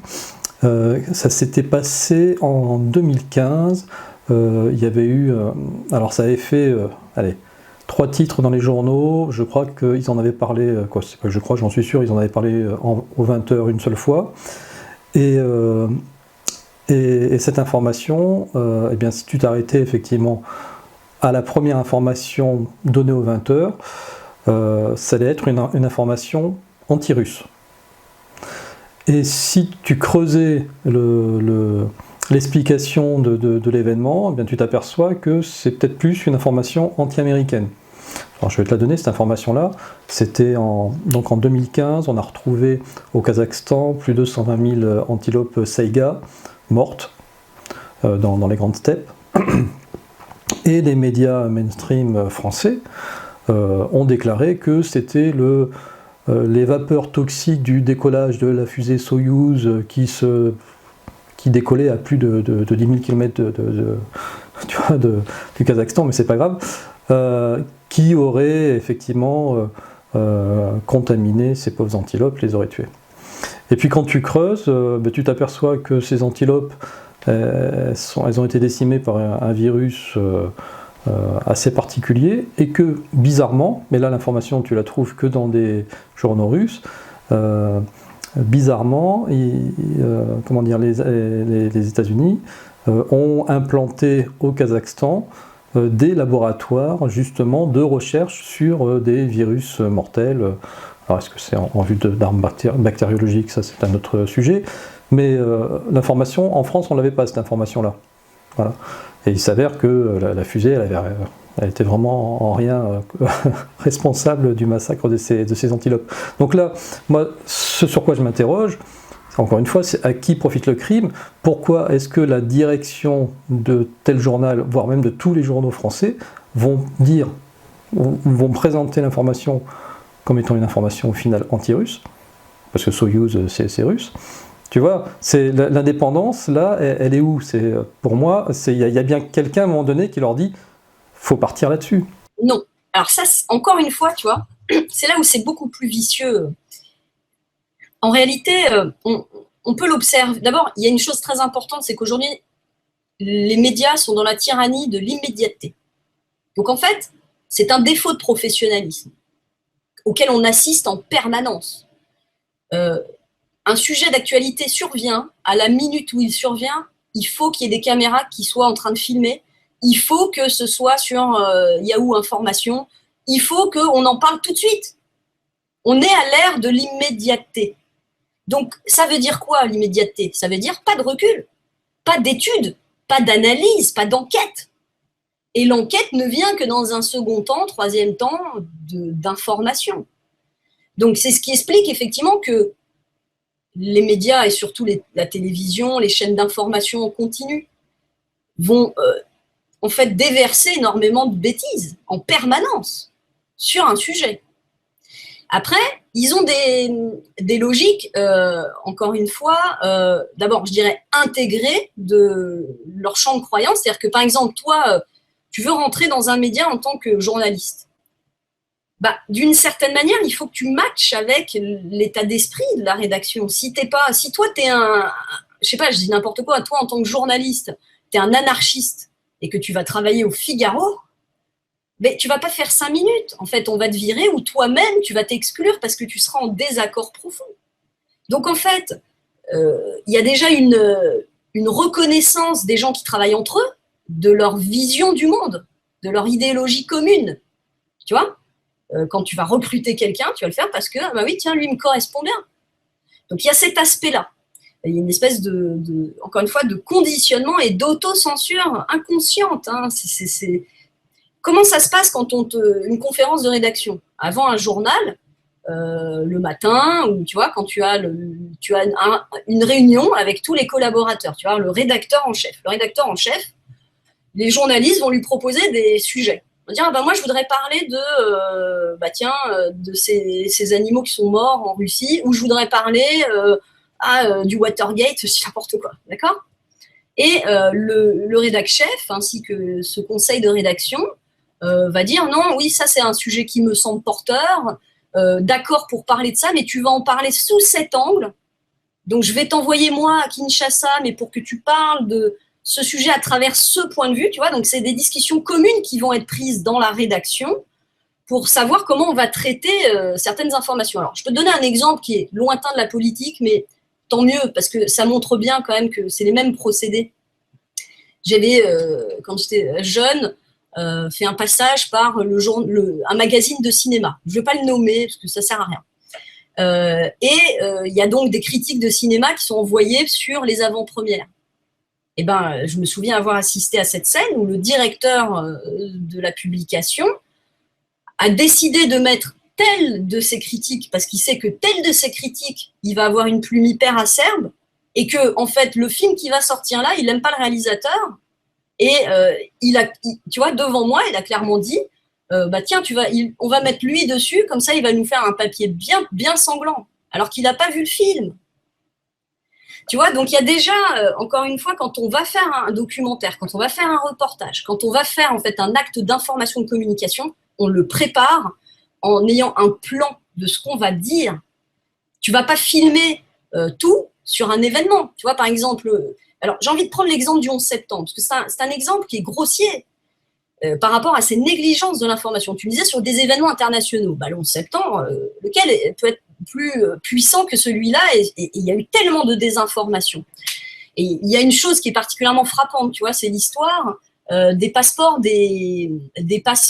des terroristes qui auraient été embarqués dans l'avion qui se serait écrasé sur le Pentagone, et qu'on aurait retrouvé intact à 15 km de là, alors qu'on n'a pas retrouvé d'avion ni de corps. Tu vois, ça, c'est assez fabuleux, par exemple, de croire à un mythe pareil.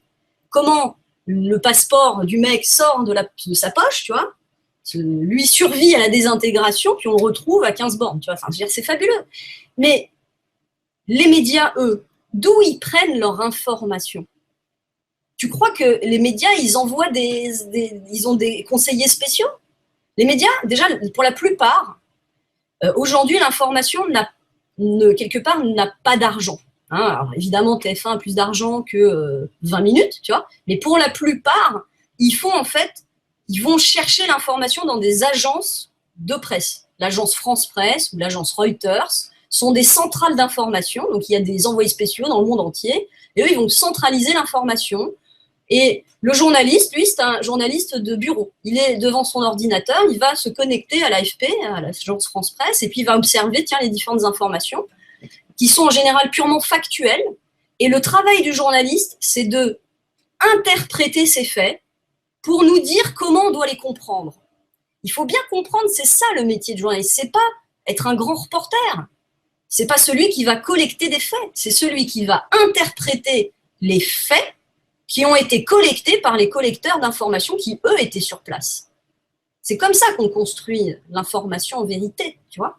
Donc, le 11 septembre, les médias, eux, ils veulent quoi? Ils veulent « donne-moi de la matière, parce que j'ai rien à dire.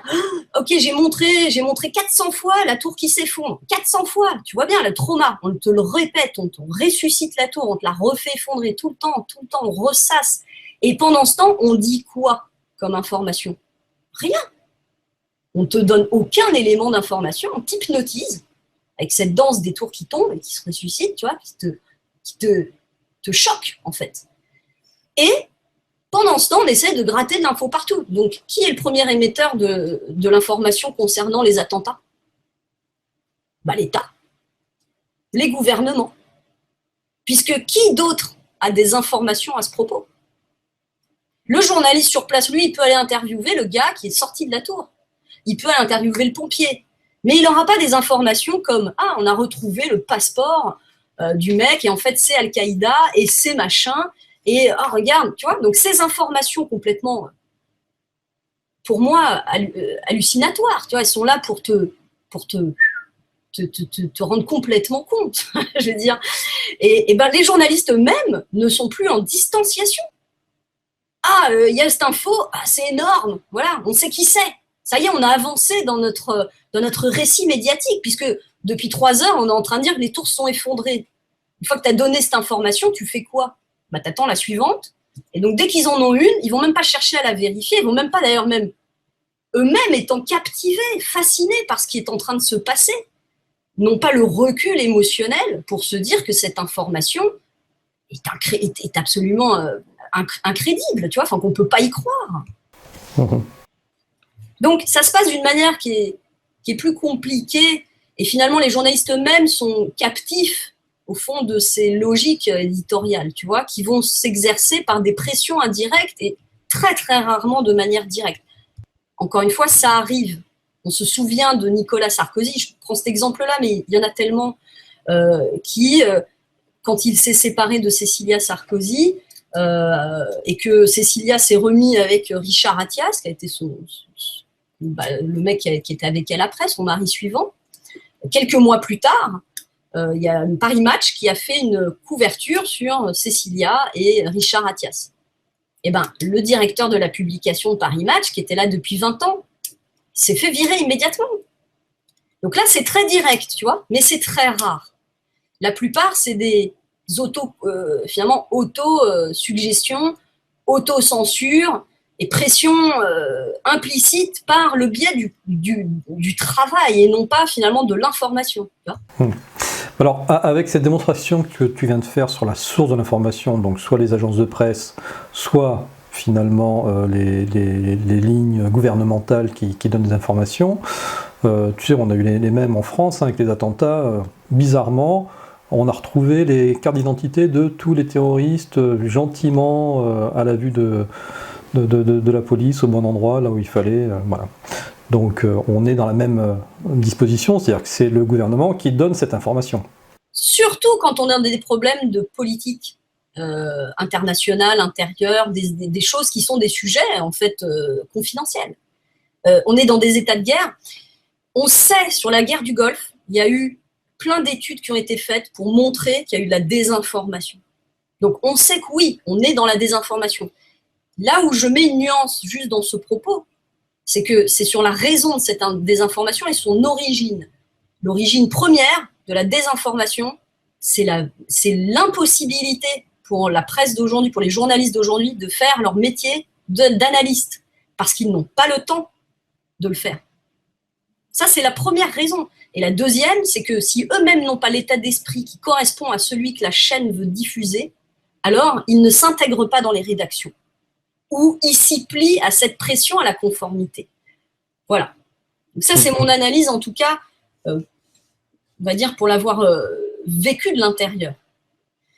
Et il faut entendre également que les médias ne font pas l'information tout seul. Il n'y a pas un journaliste qui est tout seul à faire l'information. C'est un collectif. Et ce collectif, en vérité, échappe complètement à celui qui produit cette information. Alors, je donne un exemple très con. Moi, je travaillais sur un Secret Story. Alors, on est sur des sujets beaucoup plus légers, mais au fond, on n'arrête pas de dire la télé-réalité, c'est truqué et tout. Eh bien, c'est truqué, mais pas du tout comme on pense que ça l'est. Ah oui, donc Secret Story, Loana dans la piscine, donc le scénario, c'est toi, c'est ça? Alors moi, j'étais pas sur Loft Story avec Loana. Ah, pardon, c'est Loft Story. Alors, ce qui est intéressant justement dans ta remarque, tu vois, c'est que justement, les gens pensent que c'est des acteurs à qui tu dis de faire ceci ou cela, ce qui est absolument faux. Tu ne leur dis pas ce qu'ils doivent faire, mais tu vas les influencer. En gros, tu vas les manipuler. La rédaction va essayer d'influencer le candidat pour qu'il agisse dans le sens de son intérêt. Maintenant, le candidat lui-même est auto-formé à la télé-réalité. Il a compris ce qui faisait qu'on allait parler de lui dans l'émission. Tu vois, en gros, si tu es un mec normal, que tu es sympa et intelligent, tu n'as rien à foutre dans ce programme. Et c'est sans vouloir offenser ceux qui y participent. Mais c'est une machine à histoire. Et donc, je donnais l'exemple de la télé-réalité pour t'expliquer que l'information est un processus collectif. Toute œuvre audiovisuelle ou médiatique, en fait, d'une manière générale, est une œuvre collective. Sur Secret Story, il y a près de 250 personnes qui construisent ce programme quotidiennement. Je ne sais pas si tu te rends compte le nombre que ça fait. Alors, je dis bien 250 entre le mec qui, quelque part, est le producteur, qui produit l'émission, d'accord ? Donc, TF1, Endemol, en dessous Endemol, la filière d'Endemol. En dessous ça, tu vas avoir le producteur, le rédac-chef. Le rédac-chef, en dessous, tu as des journalistes en chef, puis tu as des sous-journalistes, puis tu vas avoir le cadreur qui va répondre aux ordres du réalisateur, etc. Donc en fait, il y a beaucoup de monde qui participe à ce programme.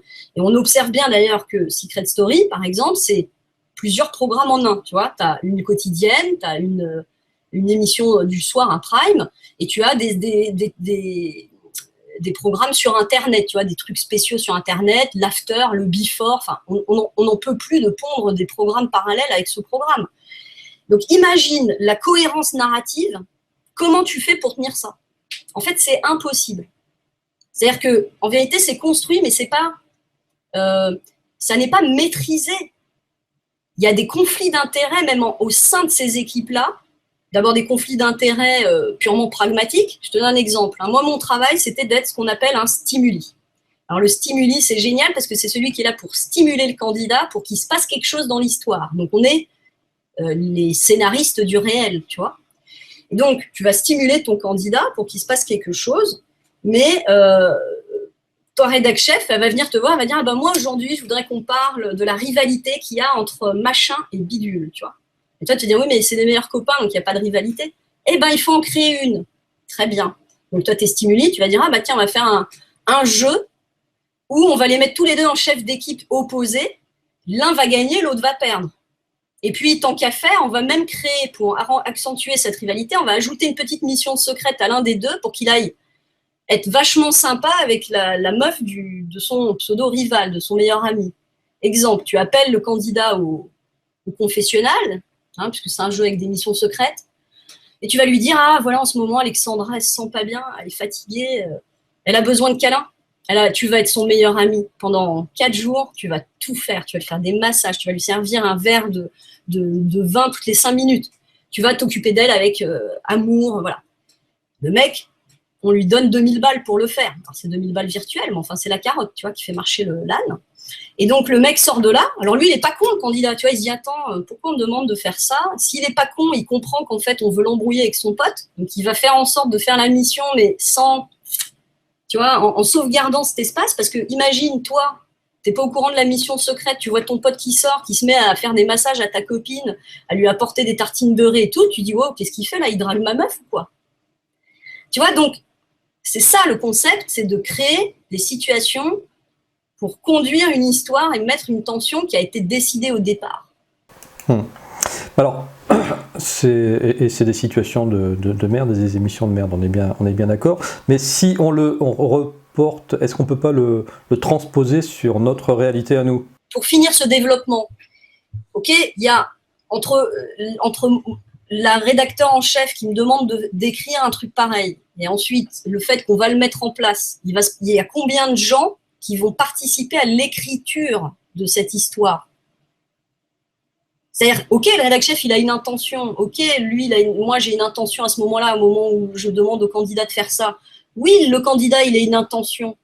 Chacun d'entre nous, plus celui qui filme, le cadreur, qui va nous montrer le candidat d'une certaine manière, tiens, est-ce qu'il va le rendre beau ou est-ce qu'il va le rendre moche, plus le monteur, qui derrière va réécrire l'histoire en la résumant, en enlevant des images, en remettant de l'histoire à l'intérieur de l'histoire pour la rendre plus dynamique. Un épisode d'un soir qui dure 50 minutes, il est résumé, c'est le résumé d'une journée. Donc 24 heures en 50 minutes, c'est forcément schématique. Donc c'est exactement la même chose dans l'information d'une manière générale.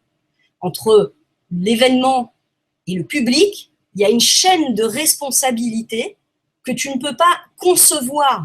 Toi, tu reçois le programme, tu as l'impression que c'est un mec, d'ailleurs souvent on marque le nom du mec, on croit que ça y est, il a toute responsabilité. Non, il y a une chaîne, il y a une commission éditoriale, il y a des actionnaires, il y a des directeurs, tu vois, en fait, tu as un niveau de validation entre le moment où tu produis le truc et le moment où c'est validé et diffusé. Il y a eu 15 personnes minimum qui ont participé à ça et qui ont mis leur touche. Tu vois, donc c'est pour ça qu'il faut relativiser quand même cette idée que le média est en pleine, dans une manipulation hyper intelligente, etc. C'est impossible. Justement, relativiser ou pas, ma question c'était, est-ce que au contraire, on ne peut pas transposer ce mécanisme machiavélique qu'il y a dans la télé-réalité à notre réalité. J'aurais même envie de rajouter le mot matriciel derrière. Tu vois, est-ce que finalement, t'as pas des sortes de gros mass médias qui sont là pour faire bouger, je sais pas, d'un côté la Chine, de l'autre côté, ils sont... Tu vois ? Évidemment, mais on s'en fait une représentation simpliste. On pense qu'il y a un mec qui va donner des ordres directs, alors qu'en réalité, c'est une chaîne de responsabilité qui va faire que, oui, il y a une intention de nous convaincre et de nous montrer le monde d'une certaine manière. Et là, on a juste effleuré, j'ai juste parlé de l'angle, mais je voulais parler de l'effet de cadrage, peut-être dans une autre discussion on aura le temps, ou de comment le montage, ou comment la mise en scène elle-même, c'est-à-dire le fait de choisir de faire un cadrage comme ça, de mettre l'intervenant là dans un bureau ou de le mettre dans une cuisine, ça n'a pas le même effet sur notre mental. Donc tous ces éléments mis bout à bout conditionnent en vérité finalement l'information telle qu'on la reçoit. Mais c'est pas comme on l'imagine, le téléphone rouge, tu vois, direct de l'Élysée ou de Danone, pardon, tu vois, du CAC 40 à la chaîne. Ça ne se passe pas comme ça. C'est beaucoup plus pervers et vicieux. Et là où oui, tu as raison, c'est qu'évidemment, on est dans une société en vérité qui est toujours dans où la manipulation est très présente. Donc, toi-même, tu vois, moi j'ai fait l'expérience de Secret Story, mais j'avais l'impression d'être moi-même un sujet de laboratoire. C'est-à-dire que tu as des mecs que tu vois vivre à travers une vitre. Tu te dis, c'est surréaliste. Mais toi-même, tu es dans un bocal. Et ceux qui sont au-dessus de toi, ils te manipulent. Oui, c'est comme dans l'affaire Pélican. Non, c'est pas l'affaire Pélican. Comment il s'appelle ce film avec c'est Yves Montand? Je sais plus. Tu vois, le seul qui a la conscience de la manipulation, en vérité véritable, ou du but des choses, la fragmentation du travail, le fait que chacun est une micro-tâche, fait que personne n'a la vue globale des choses. Chacun participe. C'est comme dans une banque, tu vois. T'as le guichet, le mec du guichet, il sait pas. Il va faire une opération qu'on va lui demander de faire, mais il sait pas pourquoi il l'a fait. Le mec qui est au-dessus, le conseiller, lui, on lui demande de faire un truc, tu vois, mais il a son périmètre à lui. Et il y a juste les mecs qui sont tout en haut qui, eux, savent au final la véritable direction qu'ils vont donner aux choses et pourquoi on va par là. Tu vois, et c'est ça, c'est que au sein des médias, il y a une telle division du travail que personne qui participe à ça ne peut être en pleine conscience de ce qui est en train de se passer. Et je te donne un exemple de quand je te dis on nous manipule. J'ai travaillé j'ai fait du casting aussi, tu vois, j'ai recruté des gens pour des émissions de télé. Et j'ai notamment travaillé pour TF1 et on faisait travailler sur une émission qui était franchement pathétique, mais qu'on nous présentait comme, elle n'a pas été diffusée, hein, c'est-à-dire qu'ils ont fait marche arrière, ils l'ont produit, mais ils l'ont pas diffusée, c'était trop honteux. On nous présentait ça comme le club des ex, ça s'appelait, où c'est genre 5 copines, tu vois, style Sex and the City, les bonnes copines, qui vont aider une pauvre meuf qui s'est fait larguer le jour de son mariage. Alors on te dit, tu vois, c'est une émission positive, on est là pour faire du cocooning entre copines, tu vois, dans une dynamique d'épanouissement, etc. Et on te dit, trouve des filles qui ont envie d'être là-dedans. Tu vois, donc toi, tu fais ton casting. Et puis en fait, au fur et à mesure que tu fais ton casting, tu es en train de comprendre qu'en réalité, on te dit pas tout sur cette émission. Parce qu'au fur et à mesure, tu vas apprendre que, ouais, mais en fait, l'idée, c'est de se venger du mec. Donc, il faut que le mec, il vive pas loin. Et puis, tant qu'à faire, ça peut être un alcoolique, tu vois. Et donc, en fait, au fur et à mesure, tu découvres ce à quoi toi-même tu participes. Tu vois ? Donc, il faut pas être en ignorance de ça et ne pas condamner, mettre tout le monde dans le même sac. C'est que c'est une chaîne de responsabilité. Et c'est ça qui nous conduit, en fait, dans le mur. C'est qu'il y a trop de... Il y a trop de dilution, tu vois. Au fond, on n'a pas cette maîtrise. Et ceux qui ont vraiment la vision globale, en fait, tu n'as jamais accès à eux. Et tu ne sais pas qui c'est. C'est ça, tu vois. Ah ouais. Lily, on va juste finir sur un dernier petit sujet avant de conclure cette discussion très intéressante. Et puis on y reviendra, parce qu'effectivement, il y a encore beaucoup de choses à dire. Comment est-ce que nous, du coup, médias alternatif, on se positionne par rapport à cette manipulation. Est-ce qu'on est aussi victime de cette manipulation? Est-ce qu'au final, on n'en userait pas d'une certaine façon et de la même façon que le font les médias mainstream? Alors, très bonne question, et j'y réponds tout de suite en disant non. Il y a une très grande différence entre un média structuré, professionnel, en fait, et un média amateur. Hein, parce que la grande différence, c'est qu'il y a de l'argent ou qu'il n'y en a pas. Donc, il y a des intérêts ou il n'y en a pas. Dès qu'il y a de l'intérêt, évidemment, on peut suspecter, on peut remettre en cause la question de l'objectivité, de la neutralité, de l'honnêteté, en fait, de ce qu'on va nous proposer. Donc, les médias traditionnels sont très forts pour brouiller les pistes entre tiens, là on communique ou là on fait de l'information. En fait, ils communiquent tout le temps. Donc c'est vrai que voilà, sur ce point, il y a quand même un enjeu très différent. Néanmoins, le danger aujourd'hui pour moi des web TV, de tous ces médias alternatifs, c'est ce problème de compréhension des mécanismes des récits. Parce que soi-même, quand on est investigateur, quand on est journaliste, on apprend quand même. C'est des techniques, c'est un métier. On apprend comment on va interroger un sujet. On apprend aussi comment on va fabriquer l'information, mais aussi on va apprendre comment ça va influencer le mec qui t'écoute. Donc normalement, si tu as une éthique, tu sais que quand tu vas faire cette information, ça peut provoquer telle chose dans la société. Alors voilà. Et donc ça, c'est vrai que les médias alternatifs ont-ils ou pas une conscience de leur propre responsabilité? Ça, c'est une question importante.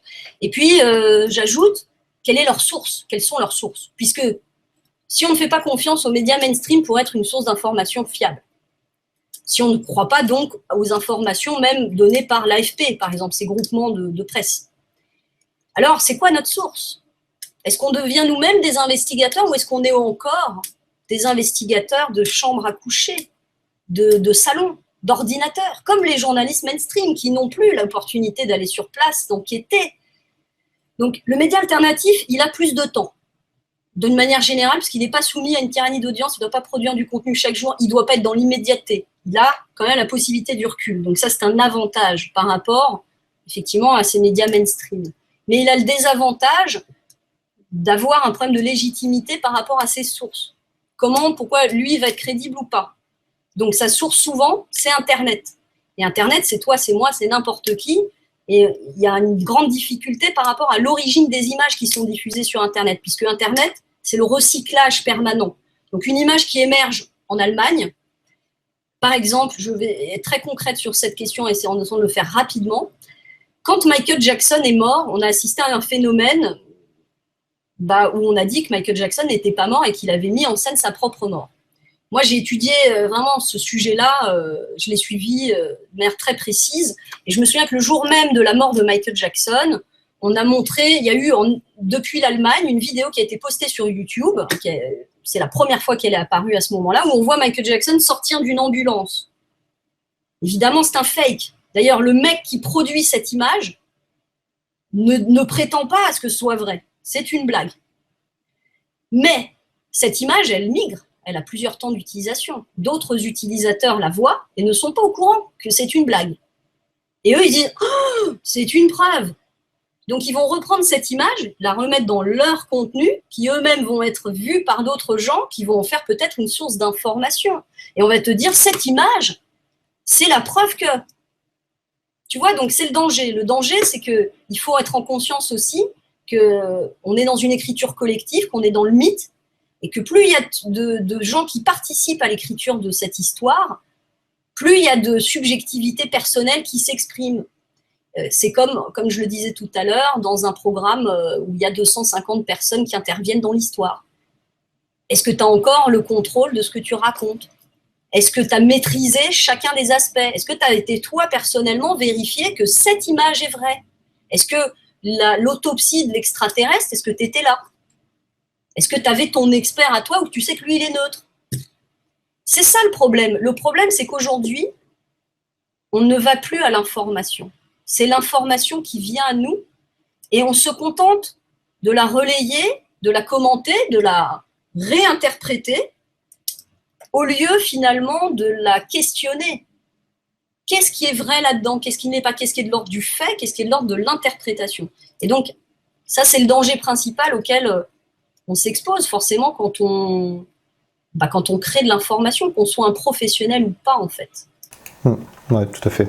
Bon, et dans ta réponse, du coup, ça m'a rassuré un petit peu par rapport aux gens avec qui je collabore, hein, comme par exemple José Bouillon, qui lui est un enquêteur de terrain, donc il va aller chercher effectivement sur place la véracité de l'information. Des gens comme Marc Gray, qui lui va interviewer directement des gens qui soient aux États-Unis, tu vois, aux quatre coins du monde.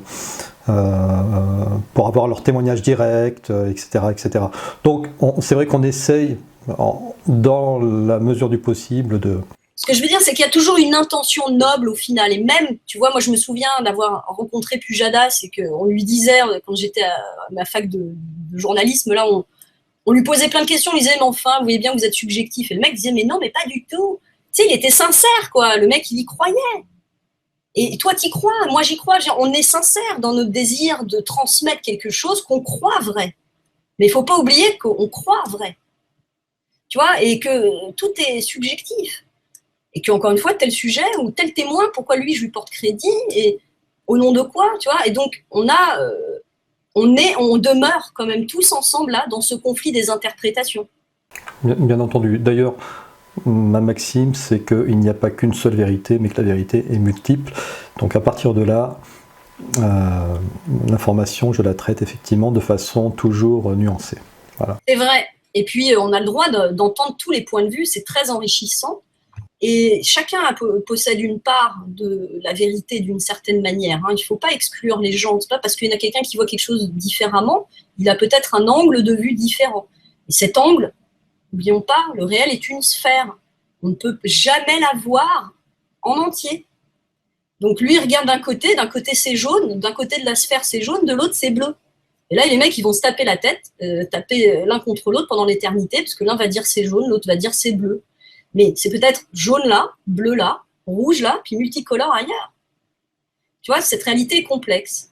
Et c'est dommage parce que j'ai une image qui était intéressante, une publicité du Monde là, on pourra juste montrer de manière subliminale rapidement, mais qui nous dit que finalement, on ne sait rien quand on ne sait pas tout.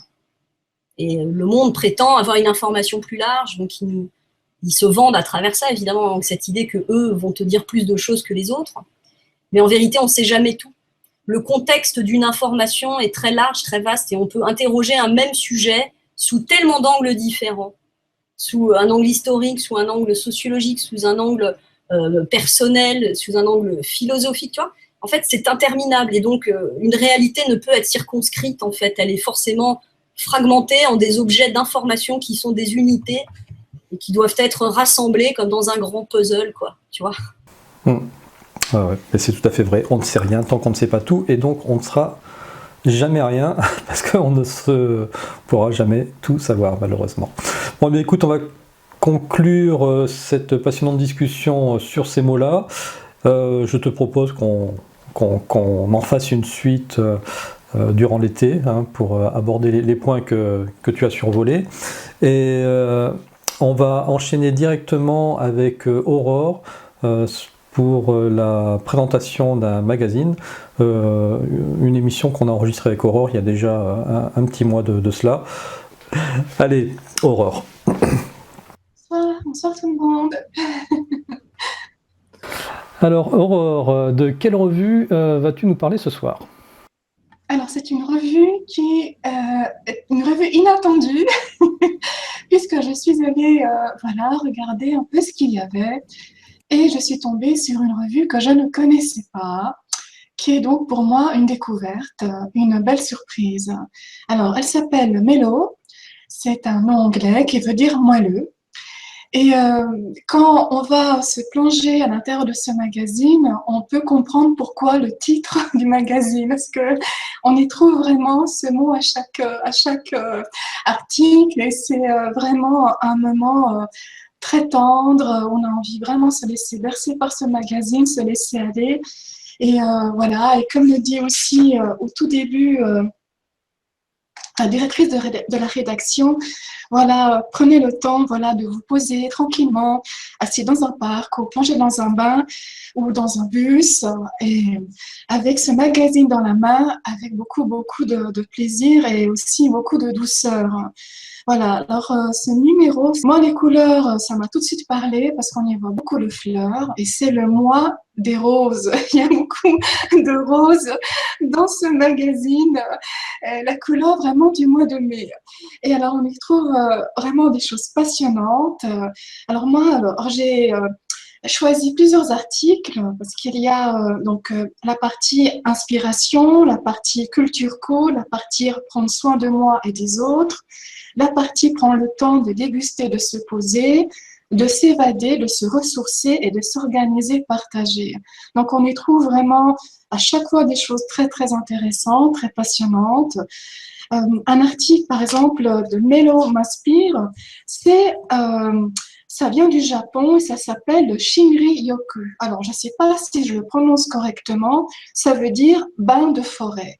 Alors, ça date des années 80, c'était daté lancé par une agence des forêts où on les incite, les habitants, à aller s'immerger en forêt et aller se balader en forêt et aller vraiment respirer ce que les arbres dégagent. Donc, on dit que les plantes produisent des substances, des effluves qui dégagent, de par ce qu'ils dégagent, ces cèdres, ces magnifiques cèdres qui se trouvent au Japon, ils peuvent permettre de baisser la pression sanguine. Et ça, c'est aussi le cas dans les villes, lorsqu'on se promène dans un jardin, dans un parc, c'est aussi valable, même ici, chez nous, en France, on peut le faire à la même façon. Alors par contre, il faut marcher très lentement, il faut prendre le temps de bien observer autour de nous, de bien regarder les arbres, de vraiment prendre le temps de marcher tout doucement, piano, piano. Voilà, ça c'est une recette pour pouvoir bénéficier de ce bien-être-là qui permet aussi d'augmenter toute la partie qui va permettre à notre corps immune de se défendre lors d'agressions extérieures, de pouvoir ralentir le battement du cœur, de pouvoir se poser et de pouvoir vraiment faire le vide en soi et quelque part de se ressourcer. Et maintenant, il y a aussi ça qui est organisé en France. On parle de cette vague verte qui est aussi en Ardèche, à la Bretagne, en passant par le Loiret.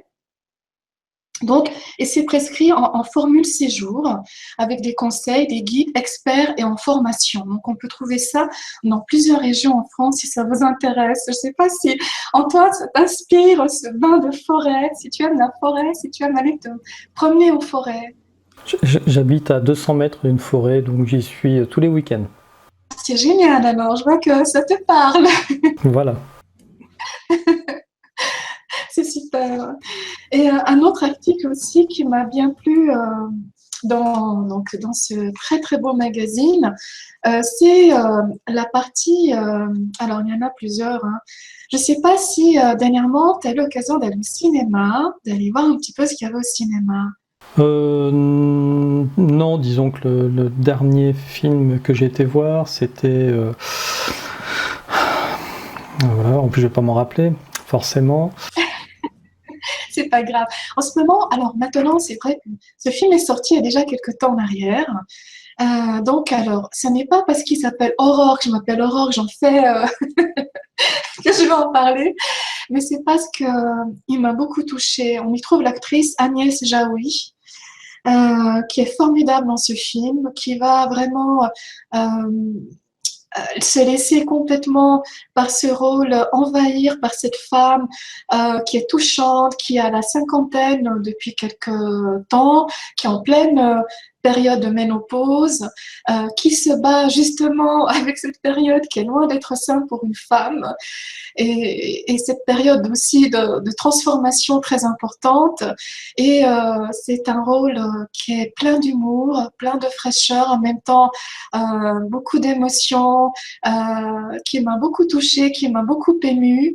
Et on y rit, on y pleure et ça se passe vraiment avec beaucoup de légèreté. Et c'est vraiment un très très très bon moment à passer c'est seul, en famille, à deux, voilà. Et c'est vraiment pour tous les âges. Et on y voit cette femme magnifique avec ses enfants. Elle devient grand-mère très jeune. Sa fille est enceinte et elle va, voilà, plonger rapidement dans cette nouvelle phase de sa vie en devenant aussi, voilà, en ayant aussi une fille qui a une fille. Et ce sont des passages de vie voilà, qui marquent une femme. Et là, c'est vraiment très, très bien montré. Moi, en tout cas, j'étais charmée et voilà, c'est vraiment coup de cœur ce film. Et j'ai vu qu'il était dans le magazine, donc je n'ai pas pu faire autrement d'en parler. Est-ce que finalement cette revue, elle est plus, on va dire, plus orientée pour les femmes? Est-ce qu'elle est plus dédiée aux femmes? Non, parce que en fait, là, par exemple, l'article qui parle du temps pour soi, pour prendre le temps de se donner même 5 minutes dans la journée, de pouvoir respirer, se poser, de pouvoir apprendre à ralentir le rythme, de pouvoir apprendre finalement à prendre le temps, parce qu'on ne prend jamais assez le temps. Ça, c'est valable aussi bien pour les femmes que pour les hommes. C'est par rapport à notre société où tout aujourd'hui va très très très vite, où il faut faire beaucoup de choses en même temps, où on est incapable simplement de se poser, de dire voilà, je prends 5 minutes, montre à la main, et pendant ces 5 minutes, je ne fais absolument rien. Pourquoi? Parce qu'on va culpabiliser en disant mais pendant ces 5 minutes, je ne fais rien, mais mon Dieu, c'est pas possible, il faut que je fasse quelque chose. Donc aujourd'hui, on nous demande de ralentir le rythme, et c'est très important. Et ça, on arrive dans cette vague où on a vraiment besoin de ralentir, où c'est aujourd'hui vraiment quelque chose qui est primordial pour pouvoir vivre, puisqu'aujourd'hui la vie se rallonge, on vit de plus en plus âgé, et finalement on ne prend pas le temps de pouvoir simplement se poser, par exemple prendre ce magazine dans la main, aussi bien en tant qu'homme ou de femme, hein, voilà, même jeune, moins jeune, à tout âge, il n'y a pas d'âge pour lire ce magazine. Et se dire maintenant, je me pose 5 minutes dans un parc, dans mon bain, sur mon lit, étendu sur mon divan, pour pouvoir voilà, me plonger dans un article qui, moi, va me faire plaisir, va me passionner, puisqu'on y trouve vraiment de tout. On peut y trouver une femme extraordinaire aussi qui parle de jardinage, qui donne des cours, voilà, qui en a fait son métier. On va y trouver des recettes superbes avec les asperges. On va voilà, parler de plein d'articles vraiment super intéressants et on va découvrir beaucoup de choses. C'est ça que je voulais te demander. Est-ce qu'il y a, comme dans beaucoup de magazines, des recettes à la fin de ce magazine? Oui, alors il y a des superbes recettes avec les asperges. Donc, on a des salades d'asperges vertes aux œufs mimosa, des riz sautés légers donc pour 4 personnes, des tartelettes sans gluten pour les personnes qui sont tolérantes au gluten, aux asperges vertes et saumon fumé. Et donc là, c'est vraiment des tartes aux asperges vertes, pignons et parmesan. Seulement d'en parler, ça me donne faim. Je ne sais pas toi, Antoine, mais en tout cas, ça donne envie. Ben voilà, c'est vraiment génial. C'est par ça qu'il fallait commencer. Donc, ce magazine s'appelle Mello. Voilà, en tout cas, c'est sur la couverture, c'est marqué voilà, retour aux sources. Ça vaut la peine, en tout cas, d'aller s'y plonger. Ok, eh bien écoute, on ne manquera pas de s'y plonger dans ce magazine dès qu'on le trouvera en kiosque. En tout cas, bon voilà, on est dans la même veine que Happiness, que l'autre Respire, hein, c'est ça je crois, le précédent que tu nous avais présenté. En tout cas, très bien, très bonne découverte. Et puis écoute, on te retrouve très bientôt pour un nouveau magazine. Avec beaucoup de bonheur, beaucoup de plaisir, et puis prenez le temps de ralentir. Je te remercie d'être venu. Merci à toi de m'avoir accueilli encore une fois. Merci à tout le monde pour être là, présent et m'écouter. Bon, eh bien Lily, je te remercie d'avoir participé donc à ce miasme numéro 59 spécial chroniqueur. Aujourd'hui, entre Sylvano, toi et Aurore, voilà, on a fait une belle émission et on a abordé, voilà, on vous a laissé libre cours, libre expression pour que vous puissiez approfondir des sujets qui vous tenaient à cœur. Je te dis à la semaine prochaine. Yes, à la semaine prochaine et bisous à tous. Et puis quant à vous, eh bien, je vous remercie d'être resté jusqu'au bout. Portez-vous bien, restez au frais et à la semaine prochaine pour un nouveau numéro de Miasme, ce sera le numéro 60. Allez, ciao ciao.